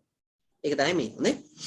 ඊට පස්සේ 21 තියෙනවා ප්‍රසාද් විසින් සකස් කරන student.docx ලෙසට පරිගණක තිරෙහි ස්ථාපනය කර තිබූ වදන් ගොනුව වෙනස්කම් කීපයක් සිදු කර student information.docx ලෙස පරිගණකයේ my documents ස්ථාපනය කිරීමට අවශ්‍යව ඇත. ඒ සඳහා සිදු කළ හැක්කේ මොකෙන්ද කියනවා. 1 save button click කිරීමෙන්ය, 2 save as button එක click කිරීමෙන්ය, 3 rename කිරීමෙන්ය. මොකෙන්ද බලන්න. save as නේද? මෙන්න මේකෙන් තමයි පුළුවන් වෙන්නේ save කරොත් එහෙම ළමයි මේක උඩින්ම save වෙනවා. හොඳ student කියන එක උඩින්ම save වෙනවා. මොකද ඒක නෙමෙයි මේ edit කරා කියලා කියන්නේ. එහෙනම් ඒක එහෙම කරගන්න එපා. ඔයගොල්ලෝ මොන හරි edit කරද්දී save කරන්න එපා. ඒ original document එක ඕන නම් හොඳේ. save as යන්න ඕනේ. ඒ ගියාට පස්සේ වෙන නමකින් අපිට save කරන්න පුළුවන්. rename කරා කියලා බෑ. rename කරන්න දෙන්නෙත් නෑ අනිත් එක මේ එහෙම හොඳේ. B පමණි. 22 වදන් සැකසුම් මුදුකාංගයක පවතින පහසුකමක් එහෙම නැත්නම් පහසුකම් කීපයක් වන්නේ මොනවාද කියලා අහනවා. එක අක්ෂරාවේශය හා තෙසෝරාසය සිංහල නම් ගණන් ගන්න එපා. ස්පෙලිං චෙකර් and treasurers මේක පුළුවන්ද? ස්පෙලිං චෙක් කරන්නයි මේ treasurers ඒක පුළුවන්ද? පුළුවන්. ඊට පස්සේ mail merge කියලා කියන පහසුකම පුළුවන්. අපිට පුළුවන් mail merge කියලා කියන්නේ අපිට මේ අර එක document එකක් හදලා ඒ ડોකියුමන්ට් එකේ මොනවා හරි චූටි වෙනස් වෙන්න ඕන තැන් විතරක් වෙනස් කර ඒ වාගේ ડોකියුමන්ට් ගොඩක් හදන්න පුළුවන්. උදාහරණයක් විදුලි බිල. ඊට පස්සේ ආරාධනා පත්‍ර. ඊට පස්සේ මොනවාද මේ ඔය ඩයලොග් එකකින් අර මේ ඔයගොල්ලෝගේ ගෙවල් වලට එවන බිල්. ඕවා එක බිලක් හදලා ඒ බිලේ අර ගාන දාන තැනයි ඔයගොල්ලෝගේ ඇඩ්‍රස් එකයි ඊට පස්සේ ෆෝන් නම්බර් එකයි දාන තැන විතරක් වෙනස් කර එකම තමයි වන්නේ. එහෙනම් මේ තුනම ඇවිල්ලා නේද? ස්පෙලිං චෙකර් වගේ දේවල් කරන්න පුළුවන්. ඊට පස්සේ find and replace අපිට මොකක් හරි වැරදිලා වචනයක් ටයිප් වෙලා තියෙනවා නම් හැමතැනම ඒ වචනේ ටයිප් වෙච්ච තැන උදාහරණයක් විදිහට සම් කියන එක අපි ලියන්න ඕන තැන SOM ලියන්න ඕන තැන SUM ලියවෙනවා. හැමතැනම ડોකියුමන්ට් එකේ එහෙම ලියලා තියෙනවා. අපිට එන එකපාරම සර්ච් කරන්න පුළුවන් SUM කියන වචනේ සර්ච් කරන්න පුළුවන්. සර්ච් කරලා ඒක වෙනුවට රීප්ලේස් කරන්න පුළුවන් SOM කියන තනි වචනේ. ඔන්න ඔක එනවිලා අපිට මේ දීලා තියෙන ෆැසිලිටි එක. එහෙනම් මේකේ ආන්සර් එක 4. ABC සියල්ලම මේ පහසුකම් ටික වදන් සැකසුම් මුදුකාංගික අපිට ලබා දෙන ඒවා. ඊළඟට 23 බලන්න වදන් සැකසන එක ඇති මෙන්න මේ ලකුණ නේද? මෙන්න අර P අකුර අනිත් පැත්ත ගහුවා වගේ නිරූපකයේ බීමෙන් පහත් සඳහන් කුමන කාර්යයක් සිදු කළ ගත හැකි වේද කියලා අහනවා. right. මෙන්න මෙහෙම එකක් තියෙනවා ළමයි. දැන් ඔය අපි ડોකියුමන්ට්ස් එම හදද්දී සමහර කට්ටිය ડોකියුමන්ට් එකේ දාන්න ඕනි සමහර data hidden කරලා දාලා තියෙනවා. ඒ කියන්නේ උදාහරණයක් විදිහට දැන් ඔය මේක අපිට අහුණා මට අහුණ තැනක් තමයි මේ දැන් අපි ඔය කැම්පස් එකේම ડોකියුමන්ට්ස් හදද්දී ඕවායි කවුරුත් අර හදපු ડોකියුමන්ට් අපිට පාවිච්චි කරන්න බෑ අහුවෙනවා. හොඳේ.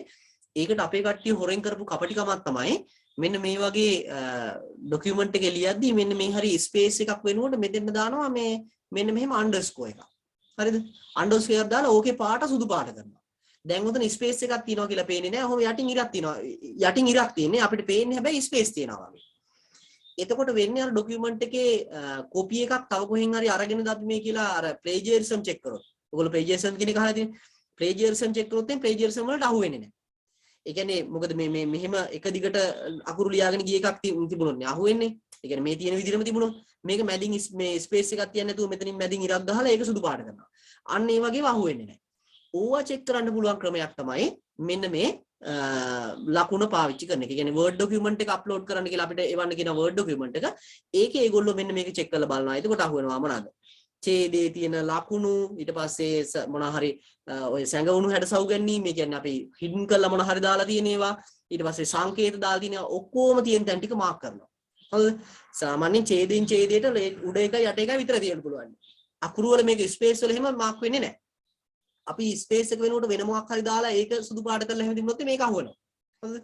එහෙනම් මෙන්න මේ තුන්වෙනි එකේ තියෙන කාර්යය තමයි අපිට අදාළ වෙන්නේ ඔය Word වල ඔන්න ඔය ලකුණ භාවිතා කිරීමෙන්. හොඳේ. මේක එතකොට මේ නිකන් මම වැඩිපුර දැන ගැනීමටත් එක්ක දැම්මේ සමහර අය ගොඩක් අය දැනන් හිටියෙත් නැතුව ඇති මේකෙන් මොකද කරන්න කියලා. ඊළඟට 24 විද්‍යුත් පැතුරුම්පත්. ඒ කියන්නේ අර කොට රූල් පොත වාගේ අපිට පාවිච්චි කරන්න තියෙන මුදුකාංගේ නේද? කොට රූල් පොත වාගේ කම්පියුටර් එක ඇතුලේ පාවිච්චි කරන්න තියෙන ඒ වගේ උදාහරණ. එහෙම නැත්නම් ඒ වගේ ඒවා විතරක් අඩංගු වෙන්නේ කොහෙද කියලා. බලන්න මේකේ number Excel library office calc ඊට පස්සේ open office calc Excel ඊට පස්සේ base ඊට පස්සේ library office calc base Excel ඊට පස්සේ number Excel base මොකක්ද මේ විද්‍යුත් පැතුරුම්පත් මුදුකාංග විතරක්. එහෙම නැත්නම් මේ Excel විතරක් තියෙන උත්තරේ වෙන්නේ මේක ඇවිල්ලා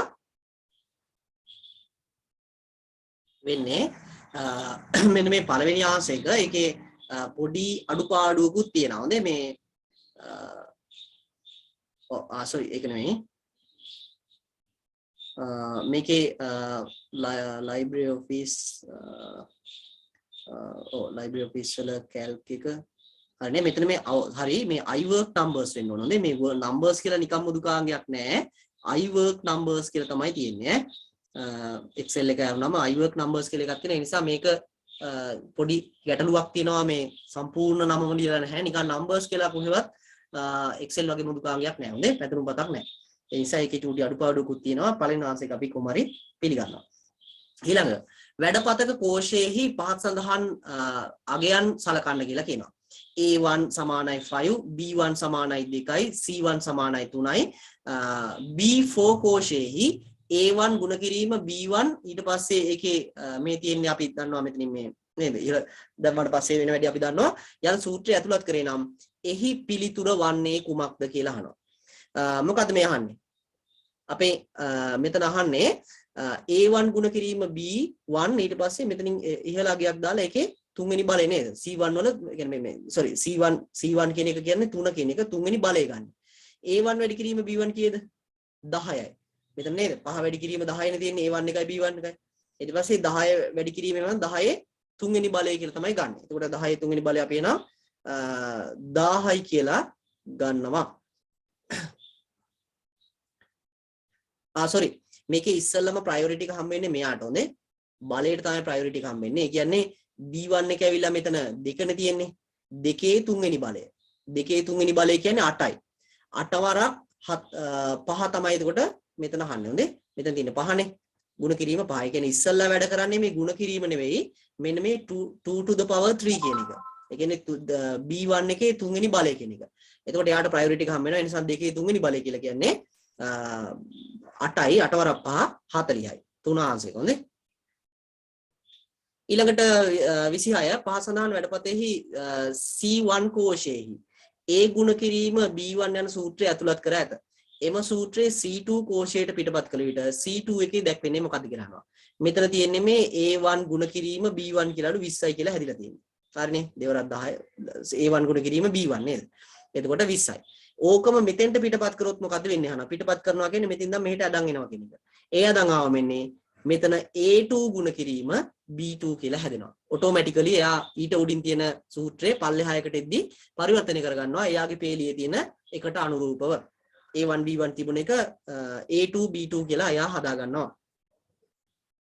ඊට පස්සේ 27 ඉදිරිපත් කිරීමේ මුදුකාංග සම්බන්ධයෙන් පාසලන් කවර වගන්තිය සත්‍ය වේද? ඒ කියන්නේ මේ ප්‍රසන්ටේෂන් software ගැන අහලා තියන්නේ. සමර්පණ රාමු දසුන් එහෙම නැත්නම් ස්ලයිඩ් ෂෝ නිරූපණය සඳහා F6 අතුර භාවිතා කළ හැක. P අක්ෂරයේ භාවිතයෙන් පෙර කදාව, ඒ කියන්නේ previous වෙත ළඟා වීමේ හැකියාව ප්‍රවේශ විය හැක. යතුරු පුවරුවේහි control n භාවිතා කිරීමෙන් නව කදාවක් නිර්මාණය කරගත හැකි වේ. මෙතන නිවැරදි වන්නේ A පමණි. හොඳේ? A පමණි. ඊට පස්සේ ඒ කියන්නේ මේ presentation software PowerPoint ගැන අහලා තියෙනවා නේ. ඊට පස්සේ 28 හිස්තනක් දීලා තියෙනවා විසින් වෙබ් ලිපිනයක් IP ලිපිනයක් බවට පරිවර්තනය කරනු ලැබේ. මේ වැකී හිස්තන් පුරවන්න කියලා. ඕක මම කෙලින්ම දීලා ඇති. මේ පරිගණකයේ වැඩ කරද්දී වැඩ කරන software තියෙනවා. ඒ software වලින් තමයි සම්පූර්ණයෙන් අපේ පරිගණකයේ ක්‍රියාත්මක කරන්න කියලා කිව්වා. ඒ කියන්නේ අන්තර්ජාලය ක්‍රියාත්මක වෙන්නේ. එතකොට අපි වෙබ් ලිපිනයක් කියලා ඇතුළත් කරන්නේ ඇත්තටම අපිට තවත් දුර තියෙන පරිගණකයක IP ලිපිනයක් අපි ඇතුළත් කරන්නේ. මතක තියාගන්න ලේසි නිසා තමයි වෙබ් ලිපින කියන ක්‍රමය පාවිච්චි කරන්නේ. එතකොට මේ වගේ ලිපිනයක් ඇතුළත් කරාට පස්සේ ඒක ඇත්තටම IP ලිපිනේ බවට පරිවර්තනය කරගන්න ඕනේ. ඒ පරිවර්තන කාර්යය සිදු කරන්නේ DNS. එහෙම නැත්නම් වසම් නාම සේවාදායකය හරහා domain name server එක හරහා. ඊළඟට 29 සුමිත් 11 ශ්‍රේණියේ ඉගෙන ලබන සිසුවෙකි. ඔහු තා මිතුරන් වන කමල් දුමිත් හා සුපුමල් වෙත ලිපියක් විද්‍යුත් තැපෑල හරහා යවන ලද අතර කමල්ට හා දුමින්ට නොදැනෙන ලෙස සුපුමල් වෙත එම ලිපිය යොමු කරන ලදී. මේ සඳහා භාවිතා කරන උපක්‍රමය වන්නේ. අපි ඔක කතා කරලා තියෙනවා නේද? BCC භාවිතා කළා තමයි අපිට අනිත් කෙනාට නේද? CC කරපු කෙනාටයි 2 කරපු කෙනාටයි දෙන්නටම පේන්නේ නැති වෙන්න මේල් එක යවන්න පුළුවන්. එතකොට මේ දෙන්නටම යවපු එකම මෙයාටත් යන්න පුළුවන් ඈ. ඔක අපි කතා කරලා තියෙන්නේ මන් දුන් ටියුට් එකෙත් ඇති. ඊළඟට 30 පරිගණකයක මධ්‍ය සැකසුම එකේ කොටස් වන්නේ පහ සඳහන් දෑ අතුරින් කවරක්ද? ALU එක තියෙනවා, CU එක තියෙනවා, ALU තියෙනවා, secondary storage තියෙනවා. ඒක වැරදි, secondary storage එකක් තියෙන්නේ නැහැ. ඊට පස්සේ CU තියෙනවා, ඒ කියන්නේ control unit එක තියෙනවා, main memory තියෙනවා. main memory එකක් කොහෙද? මේක ඇතුලේ නේද? ප්‍රධාන මතකයක් RAM එකක් නැහැ නේ මේ processor එක ඇතුලේ. ඊට පස්සේ main memory විතරක් තියෙනවා, secondary storage මේ දෙකෙන් එකක්වත් ඒකට අදාළ ඒවා නෙමෙයි. එහෙනම් ALU සහ CU එහෙම නැත්නම් අර මොනවාද මේ control unit එකයි arithmetic and logic unit එකයි කියන unit දෙක තමයි පරිගණකයේ කොහෙටද අයිති වෙන්නේ? processor එකට අයිති වෙන්නේ. ඊළඟට පද්ධති මුදුකාංගයක් නොවන්නේ.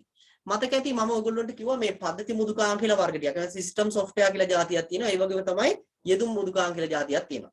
ওই ප්‍රධාන වර්ග දෙක application software and system software. system software කියලා කියන්නේ මේ පරිගණක පද්ධතිය පවත්වාගෙන යන්න උදව් කරන ඒවා. ඒ කියන්නේ කම්පියුටර් එක අඩු තරමේ on කරලා හරි තියන්න මේ පද්ධති මුදුකාංග කියනවා ඕන. එහෙම නැත්නම් මේකේ අපිට ඔය අවශ්‍ය කාර්යයක් කිසිම දෙයක් කරගන්න පරිගණකයේ කියන එක ක්‍රියාත්මක කරගන්න බැරි වෙනවා නිවැරදිව. ඒ අර්ථය අපිට හම්බ වුණා මෙහෙයුම් පද්ධති කියලා කියන්නේ පද්ධති මුදුකාංගයක්. ඊට පස්සේ මෙහෙයුම් පද්ධති කියන්නේ පද්ධති මුදුකාංග වර්ගයක්. ඊට පස්සේ තවත් පද්ධති මුදුකාංග වල වර්ගයක් තමයි උපකාරක මුදුකාංග utility software කියලා කිව්වේ. තවත් වර්ගයක් තමයි අපි කතා කරා පරිගණක භාෂා මුදුකාංග. ඒ කියන්නේ වෙනත් software හදන්නෙත් මේ වගේ කියලා කිව්වා. ඊට පස්සේ තවත් වර්ගයක් කියලා කිව්වා ස්ථීරාංග. එහෙම නැත්නම් BIOS කියන ඒවත් අයිති වෙනවා මේ අතරට. එතකොට පරිගණකයේ මොකක් හරි වැඩක් කරගන්න තියෙන මෘදුකාංග. එහෙම නැත්නම් ඇත්තටම යෙදුම් මෘදුකාංග කියලා කියන්නේ මොනවා හරි කාර්යයක් කරන ඒවා. Word, Excel, PowerPoint, player එක, web browser එක වගේ දේවල්. මෙතන එහෙම එකක් තියෙන්නේ මෙන්න මෙයා. Audacity කියලා කියන්නේ ඔය audio editing කරන්න පුළුවන් විදිහේ software එකක්. හොඳේ. audio edit කරන්න පුළුවන් විදිහ කියන්නේ සින්දු හැම හදන කට්ටිය සින්දු edit කරන වැඩවලට පාවිච්චි කරන මෘදුකාංගයක්. Windows OS එක කියලා කියන්නේ operating system වර්ගයේ, disk cleanup කියන්නේ උපකාරක මෘදුකාංග, compiler කියලා කියන්නේ පරිගණක භාෂාවක් හසුරුවන මෘදුකාංගයක්. ඒ නිසා මේ ඔක්කොම පද්ධති මෘදුකාංග, මෙයා විතරයි පද්ධති මෘදුකාංගයක් නොවන්නේ. 32 පරිගණක වෛරස් වැඩසටහනක් නොවන්නේ. ඒ කියන්නේ මේ කම්පියුටර් එකේ තියෙන වෛරස් එකක් නොවන්නේ මොකක්ද කියලා අහනවා. මොකද්ද මෙතන? right. මේ brain කියලා කියන්නේ සාමාන්‍ය මුල්ම පරිගණක වෛරස් වර්ගයේ නැත්නම් මුල්ම කාලේ ආපු පරිගණක වෛරස් එකක් කියලා කියන්නේ මේ brain කියලා කියන්නේ ලෝකේ පළවෙනි වෛරස් එක කියලා කියන ඔය brain කියන එකට. ඊට පස්සේ මේ trojan horses කියලා කියන්නේ අර වෛරස් එකක්, ඒ කියන්නේ මොකද්ද මේ වෛරස් එකක් ඇතුළු වෙන ක්‍රමයක් නේද? ඒ කියන්නේ මේ trojan horse ක්‍රමයට අපිට අපේ පරිගණකය ඇතුළට වෛරස් එකක් ඇතුළු වෙන්න පුළුවන්. ඊට පස්සේ trapdoor කියලා කියන්නේ trapdoor කියලා කියන්නේ මේකත් වෛරස් වර්ගයක්. හොඳේ. මුල්ම කාලේ භාවිත කරපු worms කියලා කියන්නේ automatically ව්‍යාප්ත වෙන. ඒ කියන්නේ වෛරස් වර්ගයක් තමයි, හැබැයි මේක automatically ව්‍යාප්ත වෙනවා. හොඳේ. මේක වෛරස් එක එන ක්‍රමයක්. trojan horse කියලා කියන්නේ. ඒ කියන්නේ trojan horse කියලා කියන්නේ මේක අපේ ඌමනාවෙන් අපි මේල් එකක් ක්ලික් කරාට පස්සේ එන විදිහක් තමයි, වෛරස් එන විදිහක් තමයි trojan horse කියලා කියන්නේ. එහෙනම් වෛරස් වැඩසටහනක් නොවන්නේ මේ තුන. brain කියලා කියන්නේ මුල්ම කාලේ ආපු වෛරස් එකක්. worm කියලා කියන්නේ automatically system වලට ව්‍යාප්ත වෙන එකක්. ඒ කියන්නේ මේක පරිගණක පද්ධති පිටින් හානි වෙන්න පුළුවන් ක්‍රමයක්. trapdoor කියලා කියන්නේ මුල් කාලේ ඉස්සරම කාලේ ආපු පරිගණක වෛරස් එකක්. ඊට පස්සේ 33 පහත් දැක්වෙන කවරක් ඔබේ ආයතනයේ භාවිතා කරන ලබන පරිගණක මුරපදය සඳහා උචිත වේද? ඔබේ නම අතරමැද අවකාශයේ නොමැතිව අඩුතරමේ ඉංග්‍රීසි හෝඩියේ විශාල අකුරක් හෝ කුඩා අකුරක් සංඛ්‍යා කිහිපයක් විශේෂ සලකුණු ඇතුළු අක්ෂර 8කට වැඩි පදයක්. ඔබේ සමීපත එකගේ නම හෝ ඇඳුනුම්පත. මෙතන හරියන්නේ B විතරයි. ඕන කෙනෙක්ට තේරෙනවා කිව්වට පස්සේ මොකෝ මේ නම, ඊට පස්සේ යාළුවන්ගේ නම්, ID නම්බර් ඕවා ගෙස් කරලා කාට හරි ගහන්න පුළුවන් ඒවා. ඒ නිසා කවදාවත් ඒවා පාවිච්චි කරන්න එපා. මෙන්න මේ කියන විදිහට simple capital හෝඩියේ අකුරු මාරු කර කර ඊට පස්සේ මොනවාද මේ විශේෂ සලකුණු දාලා අක්ෂර හෝ සංකේත 8කට වඩා වැඩි ප්‍රමාණයක් ගහන්න password එකක් හදාගනින්න. ඒක ප්‍රායෝගික ඔයගොල්ලෝගේ IT පාවිච්චි කරද්දිත් වැදගත් වෙයි. ඊළඟට 34 රාජ්‍ය සේවාවක් යටතේ රජයක් විසින් සේවකයන්ට, ඒ කියන්නේ G2E government to employee ලබා දෙන සේවාව සඳහා උදාහරණයක් වන්නේ. මොකක් හරි අන්තර්ජාලයේ එහෙම නැත්නම් මේ පරිගණක තාක්ෂණي භාවිතා කරලා රජයෙන් සේවකයන්ට ලබා දෙන සේවාවක් වෙන්න ඕනේ. දේශීය ව්‍යාපාර වලට වාණිජ තොරතුරු ලබා දීම. රාජ්‍ය සේවකයන් සඳහා ණය පහසුකම් ලබා දීම. වාණිජ බලපත්‍ර ලබා දීම. ඊට පස්සේ බිල්පත් ගෙවීම සේවාව. මෙතන ගත්තොත් එහෙම රජයෙන් සේවකයන්ට දෙන එකක් ගත්තොත් එහෙම මෙන්න මේ ණය පහසුකම් දෙන සේවාව නේද? ණය පහසුකම් ලබා දීම අපි ගත්තොත් එහෙම ඒගොල්ලොන්ට රජයේ හරහා අපිට දෙන්න පුළුවන් සර්විස් එකක් government to employee. වාහන බලපත්‍ර ලබා දෙන එක government to citizen. හොඳේ. පුද්ගලයන්ට ලබා දෙන එක පරිශ්‍රමයේසින්ට. ඊට පස්සේ ගෙවීම බිල්පත් ගෙවීමත් එහෙම නේද? government to citizen දෙන්න පුළුවන්. ව්‍යාපාර වලට වාණිජ තොරතුරු ලබා දෙන එක. ඒක business to මේ government to business නේද? G2B කියලා කියන්නේ. එහෙනම් රාජ්‍ය සේවකයන්ට සඳහා ණය පහසුකම් දෙන එක තමයි මෙතන සේවකයන්ට අදාළ වෙන එක. ඒ නිසා දෙක අපි ආන්සර් එක විදිහට පිළිගන්නවා. ඊට පස්සේ බලන්න 35 පරිගණකයේ දත්ත ගබඩා කරන උපාංගය පිළිබඳ පහත ප්‍රකාශ සලකන්න. ඩුඩ තැටියේ චුම්බක තාක්ෂණයේ භාවිතයෙන් නිර්මිත උපාංග. ඒ කියන්නේ මේ චුම්බක තාක්ෂණي භාවිතා කරනලු. ඒ කියන්නේ අර චුම්බකත්වයේ මත පදනම් වෙච්ච ටෙක්නොලොජි එකක් පාවිච්චි කරලා ඩුඩ තැටිය හදලා තියෙනවා. මම මෙච්චර කිව්වෙත් ඒක තමයි නේද? ඩුඩ තැටි තමයි මේ හදලා තියෙන්නේ චුම්බක තැටි වලින්. ඊට පස්සේ ඝන තත්ත්වයේ තාක්ෂණයෙන් සකස් කරන උපාංග වර්තමානයේ ඉතා ජනප්‍රිය වී ඇත. මේක තිබ්බනේ ඉස්සෙල්ලා. සංගත තැටියක ඩුඩ තැටියට වඩා ගබඩා කර හැකියි. මේක ඉස්සෙල්ලා තිබුණ එකක් ළමයි. හොඳේ. 35 ප්‍රශ්නේ තිබුණා. එතකොට මේක හරි චුම්බක තාක්ෂණයෙන් හදලා තියෙන කිව්වා. ඝන තත්ත්වයේ භාවිතයෙන් සකස් කරන උපාංග ඉතා ජනප්‍රිය වී ඇත. මේකත් හරි කියලා කිව්වා. සංගත තැටියක ඩුඩ තැටියට වඩා දත්ත ගබඩා කළ හැකියි. මේක වැරදි කිව්වා. A සහ B පමණ කියන උත්තරේ තමයි මම එතනක් කිව්වේ. ඒකම අපව පාරම් මෙතන වැටලා තියෙනවා. ගැටලුවක් නැහැ. හොඳේ. ඊට පස්සේ පරිගණක උපාංග අලවිසලකට ගිය සාන්ත පරිගණකයක් sorry මුද්‍රකයක් සුපරීක්ෂකයක් හා යතුරු පුරවා සංදර්ශකයා මිලදී ගත්තේ. in A ප්‍රතිදානුපාංගයක් වන අතර B ආදානුපාංගයක් විය හැකියි. මෙහි A සහ B සඳහා අදාළ වෙන්නේ මොනවාද කියලා අහනවා. A සහ B සඳහා මේ සාන්ත කියන කෙනා තෝරාගත්ත උපකරණ මොනවාද අහනවා. එයා ප්‍රතිදානුපාංගයක් විදිහට ගත්ත ඒවා බලන්න මෙතනින් මොනවද තියෙන්නේ කියලා. ප්‍රතිදානුපාංගය මොකක්ද? සංදර්ශකය ගන්න පුළුවන්. සුපරීක්ෂකය බෑ. මුද්‍රණ යන්ත්‍රය පුළුවන්. මුද්‍රකයේ මේකෙත් පුළුවන්. එහෙනම් 1 2 4 කියන උත්තර 4 දැනට පිළිගන්න පුළුවන්. ඊළඟ දෙවෙනි එක කියන්නේ B ආදානුපාංගයක්. එහෙනම් ආදානුපාංගයක් වෙන්න ඕන B එක. මුද්‍රකය නෑ. මේ දෙකම ප්‍රතිදානුපාංග. සංදර්ශකය නෑ. මේ දෙකම ප්‍රතිදානුපාංග. එහෙනම් දෙක තමයි ආන්සර් එක. මුද්‍රණ යන්ත්‍රයයි යතුරු පුරුවයි. ඊළඟට 37 ප්‍රශ්නේ බලන්න. 37 වෙනි ප්‍රශ්නේ අපි බලමු. ඒකේ තියෙන්නේ පහත සඳහන් PQRS ලෙස දක්වා ඇති උපාංග පිළිවෙලින් නම් කළ විට. ඒ කියන්නේ මේවා පිළිවෙලින් නම් කරාට පස්සේ මේ P Q මෙතන තියෙනවා, R මෙතන තියෙනවා, S මෙතන තියෙනවා. මේ පරිගණක ටිකක් ජාල කරලා තියෙන්නේ කියලා පේනවා ඇති ඔයගොල්ලන්ට. මෙතන තියෙනවා එක උපකරණයක්, මෙතන තියෙනවා තවත් පරිගණකයක්, මෙතනත් පරිගණකයක් තියෙනවා, මෙතන printer එකක් තියෙනවා. අන්න ඒවා මොනවාද කියලා අහන්නේ. P වලින් මොකද්ද කියන්නේ? P වලින් කියවෙන්නේ මුද්‍රණ යන්ත්‍රය නේද? මේ මෙතන පෙනි තියෙනවා, මේ හැඩයට තියෙන අපි මුද්‍රණ යන්ත්‍රය. මෙහෙම කොලයක් උස්සලා වගේ මේ දාලා තිනවා නම් ඒක මුද්‍රණ යන්ත්‍රයක්. හොඳේ. ඒ නිසා 1 2 උත්තර දෙක දැනට පුලිගන්න පුළුවන්. Q මොකද්ද? Q කෙලින්ම මේ තියෙන්නේ මොකද්ද? ස්විච් එකක් නේද? රවුටර් එකක් නෙවෙයි ඈ, මාර්ගකාරකයක් නෙවෙයි. Q කියන්නේ රවුටර් එකක් නෙවෙයි. එහෙනම් මේකේ දෙවෙනි උත්තරේ පිළිගන්න පුළුවන්. සේවාලාභී පරිගණකයේ තමයි මෙතන තියෙන්නේ මේ සර්වර් එක. R කියලා තිබ්බ බලයට රවුටර් එක කියලා හිතන්න බෑ. එහෙම උත්තර ඇත්තේ නැහැ නේද? තුන්වෙනි රවුටර් කියපු. ඊට පස්සේ හතරවෙනි එක සේවා යෝජක පරිගණක. මෙයත් සේවා යෝජක, මෙයත් සේවා යෝජක. Client computers. එහෙනම් දෙක තමයි ආන්සර් එක 37ට. ඔය වගේ රූපයක් දැකලා රූපේ තියෙන දේවල් අඳුරා ගන්න පුළුවන් වෙන්නත් අපිට හැකි වෙන්න ඕනේ ඈ. ඒ නිසා මේක ටිකක් වැදගත් එකක්. ඔය වගේ ප්‍රශ්නයක් එන්න ඉඩ කඩ තියෙනවා. අනිවාර්යෙන් මේක බලා ගන්න නිසා ඈ. ඒ කියන්නේ රූප අඳුනගෙන ඉන්න. පරිගණකයට සම්බන්ධ මේ උපකරණ කියන ඒවා අඳුනගෙන ඉන්න. 38 බලමු. පරිගණක ජාලකරණය මගින් ලබාගත හැකි වාසියක් නොවන්නේ. නෙට්වර්ක් කරාට පස්සේ තියෙන වාසියක් නොවන්නේ මොනවාද අහනවා. තියෙන තරමක් වාසි තමයි. හැබැයි අවාසිත් තියෙනවා. සම්පත් පොදුවේ භාවිතා කළ හැකි වීම වාසියක්. පරිගණන අතර දත්ත sannivedanaya කළ හැකි වීම වාසියක්. අන්තර්ජාල පහසුකම් භාවිතයේ පිරිවැය වැඩි වීම වාසියක්. ගුණ හුමාරු කිරීමට හැකි වීම පහසු වීම වාසියක්. එහෙනම් මේක තමයි අවාසිය වෙන්නේ. මේ වගේ ඒවා ළමයි වරද්දා ගන්නවා දන්නමයි. මොකද මේ එකපාරම කියවගෙන යන්නේ මේ නොවන්නේ කියන කතාව නෙවෙයි. ඒකයි මම මේවට දැක්කවම මෙහෙම ඉරක් ගහගන්න කියලා වන්නේ කියන එක තමයි මොකද්ද කියලා හොයන්නේ ටුක් ගාලා. එතකොට අපිට ඕව පැටලෙන්න ඉඩ කඩ තියෙනවා ගොඩක්. ඊළඟට 39 පරිගණක ජාලකරණයේදී භාවිතා කරන ස්ථල විද්‍යාව.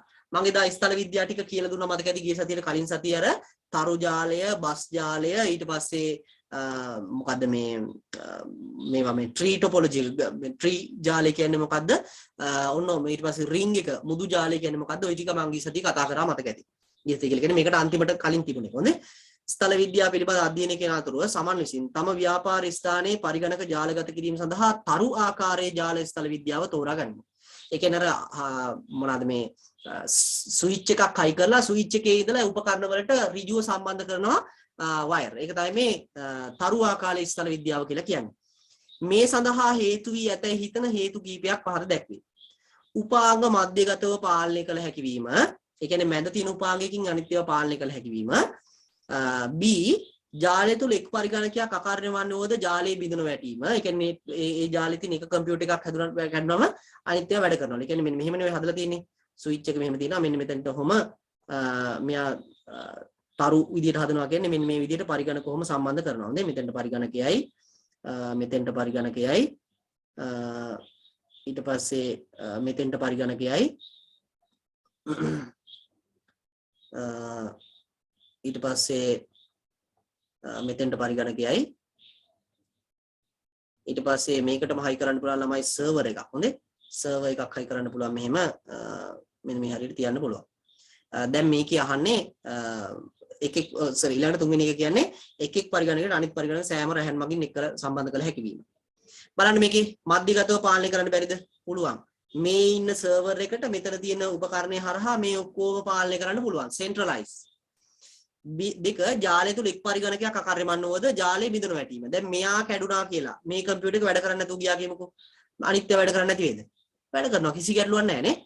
ඊට පස්සේ එක් පරිගණකයේ සිට අනිත් සෑම පරිගණකයකටම රැහන් මගින් සම්බන්ධ කිරීම. එහෙම එකක් තියෙනවද මේකේ? නෑ. එහෙනම් මේක හරි මේක වැරදි. A සහ B පමණි හරි. ජාල සම්බන්ධයෙන් ඔන්නෝම ස්ථලක සම්බන්ධයෙන් අවබෝධයක් තියාගන්න විශේෂයෙන් තරු ජාලය සහ බස් ජාලය කියලා මම අර ගිය සතියේ හඳුන්වපු ඒවා. මතක නැත්තම් වීඩියෝ එක චුට්ටක් බලන්න. ඊට පස්සේ 40 පරිගණක ජාලගත කිරීම සඳහා භාවිතා කරන ජාල කරන අතුරු මුහුණත් කාඩ් පතේ. ඒ කියන්නේ අර network IC IT එක නැත්තම් NIC කාඩ් එක කියලා කියන්නේ. network කාඩ් එක කියලා කියන්නේ ඔයගොල්ලෝ අන්න ඒක. මේ කියන්නේ කම්පියුටර් එක ඇතුලේ තියෙනවා මේ පරිපතයක් පොඩි network කාඩ් එක කියලා. මේකට තමයි අපි network කරන උපකරණ හයි කරන්න ගිහිල්ලා. කෙලිම motherboard එකට සම්බන්ධ වෙන්නේ නැහැ. ඔය mouse එක keyboard එකේම කෙලිම motherboard එකින් තමයි හයි කරන්නේ. හැබැයි ඔය අනික් උපකරණ ජාල කරන උපකරණ හයි කරද්දී ඒව ගිහිල්ලා හයි වෙන්නේ මේ network කාඩ් එකට. කාඩ් පතෙහි වෙනත් පරිගණකයක් හෝ ස්විචයක් සමග සම්බන්ධ කිරීමට යොදා ගන්නා කෙවෙනිය. විශේෂයෙන් මේ network කාඩ් එකේ ඉඳලා එළියට පිටතට උපකරණයක් හයි කරන්න දෙන කෙවෙනිය එකයි තියෙන්නේ. ඒ කෙවෙනිය නම අහන්න. මොකද්ද කෙවෙනිය? RJ45. මේක මම කලින්ම කියලා ඇති RJ45 කියන කෙවෙනිය. කෙවෙනිය කියන්නේ port එක. හරිද? USB කෙවෙනිය, ඊට පස්සේ අර VGA කෙවෙනිය, HDMI කෙවෙනිය, power කෙවෙනිය, ඔහොම තමයි කෙවෙනි කියලා කියන අපි port වලට. මෙතන network එකක් හයි කරන්නේ. නැත්නම් ජාලගත කරපු පරිගණකයක් හයි කරන්න තියෙන කෙවෙනිය තමයි මේ RJ45 කියලා කියන්නේ. එහෙනම් ඒක අපි දන්නවා. හරි. එහෙනම් අපි අදට ළමයි මේ අවසන් කරනවා. මම හිතන්නේ අපි ප්‍රශ්න 200කට එහා ගිහලා 210ක් විතර කතා කරලා තියෙනවා ඔයගොල්ලෝගේ එක්සෑම් එකට අදාළව. ඕයි මොනවාම හරි තමයි කරකිලා ඉන්න තියෙන්නේ. ඊට අමතරව ප්‍රායෝගික ප්‍රශ්න අහන්න පුළුවන් නිසා හැම එකටම සූදානම් වෙලා ඉන්න. ඊට අමතරව ඔය කියවන්න තියෙන දේවල් කියවන්න. තව මොනවා හරි ගැටලු තිබුණොත් ඔයගොල්ලෝ මට ප්‍රයිවට් යොමු කරන්න. මම වීඩියෝ එක දාන්න රෙකෝඩින් එකක් එවන්න ඔයගොල්ලන්ට. හරි. එහෙනම් අපි අදට අවසන් කරනවා. හැමෝටම good night. හොඳට විභාගෙ ලියලා හරියට හැමෝටම පාස් වෙන්න. කියන්නේ මේ ක්ලාස් එකේ ඉන්න හැමෝටම ඔය අරමුණ කරා, ඒ කියන්නේ ඔයගොල්ලෝ බලාපොරොත්තු වෙලා ඉන්න අරමුණ කරා යන්න chance එක ලැබෙන්න කියලා ප්‍රාර්ථනා කරනවා. right. හැමෝටම good night. හොඳේ.